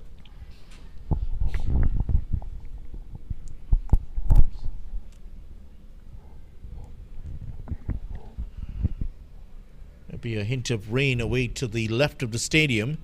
And not sure if our cameraman has seen it, but there's a rainbow away to the left.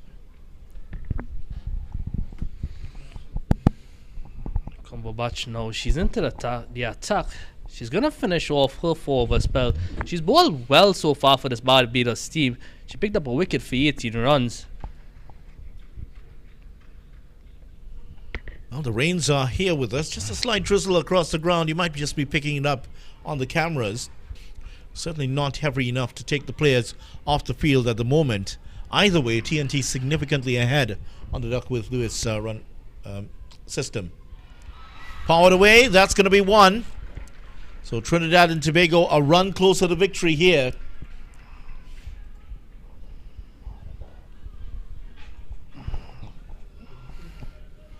Yeah, just 2 required now. The umpires, they'll want to hustle this here.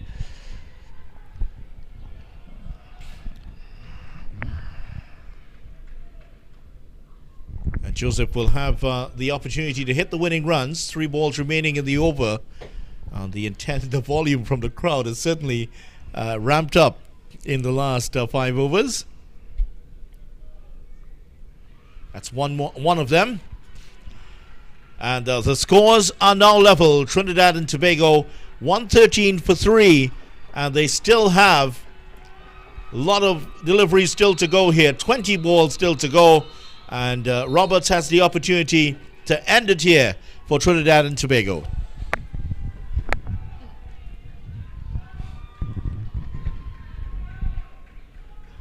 Looked to turn that on the onside. But this has been a comprehensive win for Trinidad and Tobago in this match.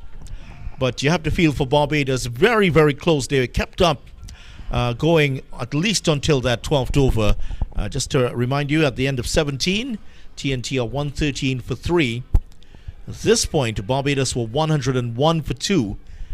And that 13th over, as we have been talking about, has proven to be the point where this game turned away from Barbados. And despite all that, Cumberbatch, she finishes her 4-over spell Vidya. I think that's excellent figures. 1 for 20. But Trinidad and Tobago, they'll want to finish this here now. The last thing they'll want to do is to have to come out with just 1 run required.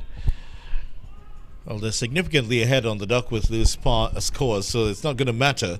But Joseph on 54 of 32, the opportunity to hit the winning runs. And there it is, victory for Trinidad and Tobago. TNT get the single that takes them to victory here by 7 wickets. And Trinidad and Tobago will win this match and join Guyana and the USA on 2 victories in the competition. Barbados, unfortunately, have slumped to their 2nd straight defeat in this match. Well, earlier you asked me, Vidya, who do I think would be man of the match? It was a hard question to answer. There's no doubt about it. Who will be the player of this game here? Joseph, blistering knock, 55 of 33. Certainly the highlight of this game.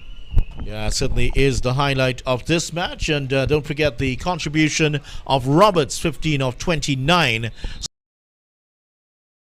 Slowed down towards the end, but TNT getting a comfortable victory, chasing 113 for victory. And your player of the match would certainly be Janaba Joseph, a real gem of an innings here.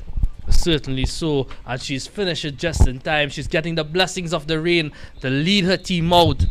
What an innings this has been. It's not a bad bowling card, but it's that 13th over that the captain bowled that went for 18 runs that certainly turned the game around. Remember, they got 31 in that back-to-back overs, that 13th and 14th over there. Yeah, certainly that has turned this around, and Trinidad and Tobago playing themselves out of a tight spot and getting the victory. And so, as we talked about, TNT think that the supporters have learnt a lot more, that there is a lot of depth in this Trinidad and Tobago batting lineup. Certainly has been, and that was the highlight, because we was wondering if the Trinidad and Tobago team would be exposed because of the fact that their top order has been scoring not just the bulk but all the runs. Video.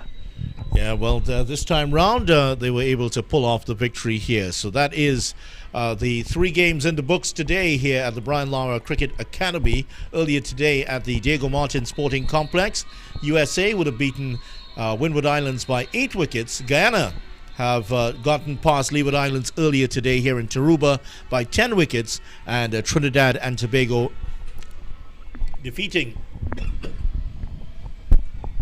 Trinidad and Tobago, they defeated the Barbados team by 7 wickets after that blistering knock again from Joseph. We thank every one of you all for tuning in and viewing here at the Brian Lara Cricket Academy. We wish you all a safe evening, and tune in again on Friday as we pick back up this wonderful action of cricket from the women's under-19 regional competition.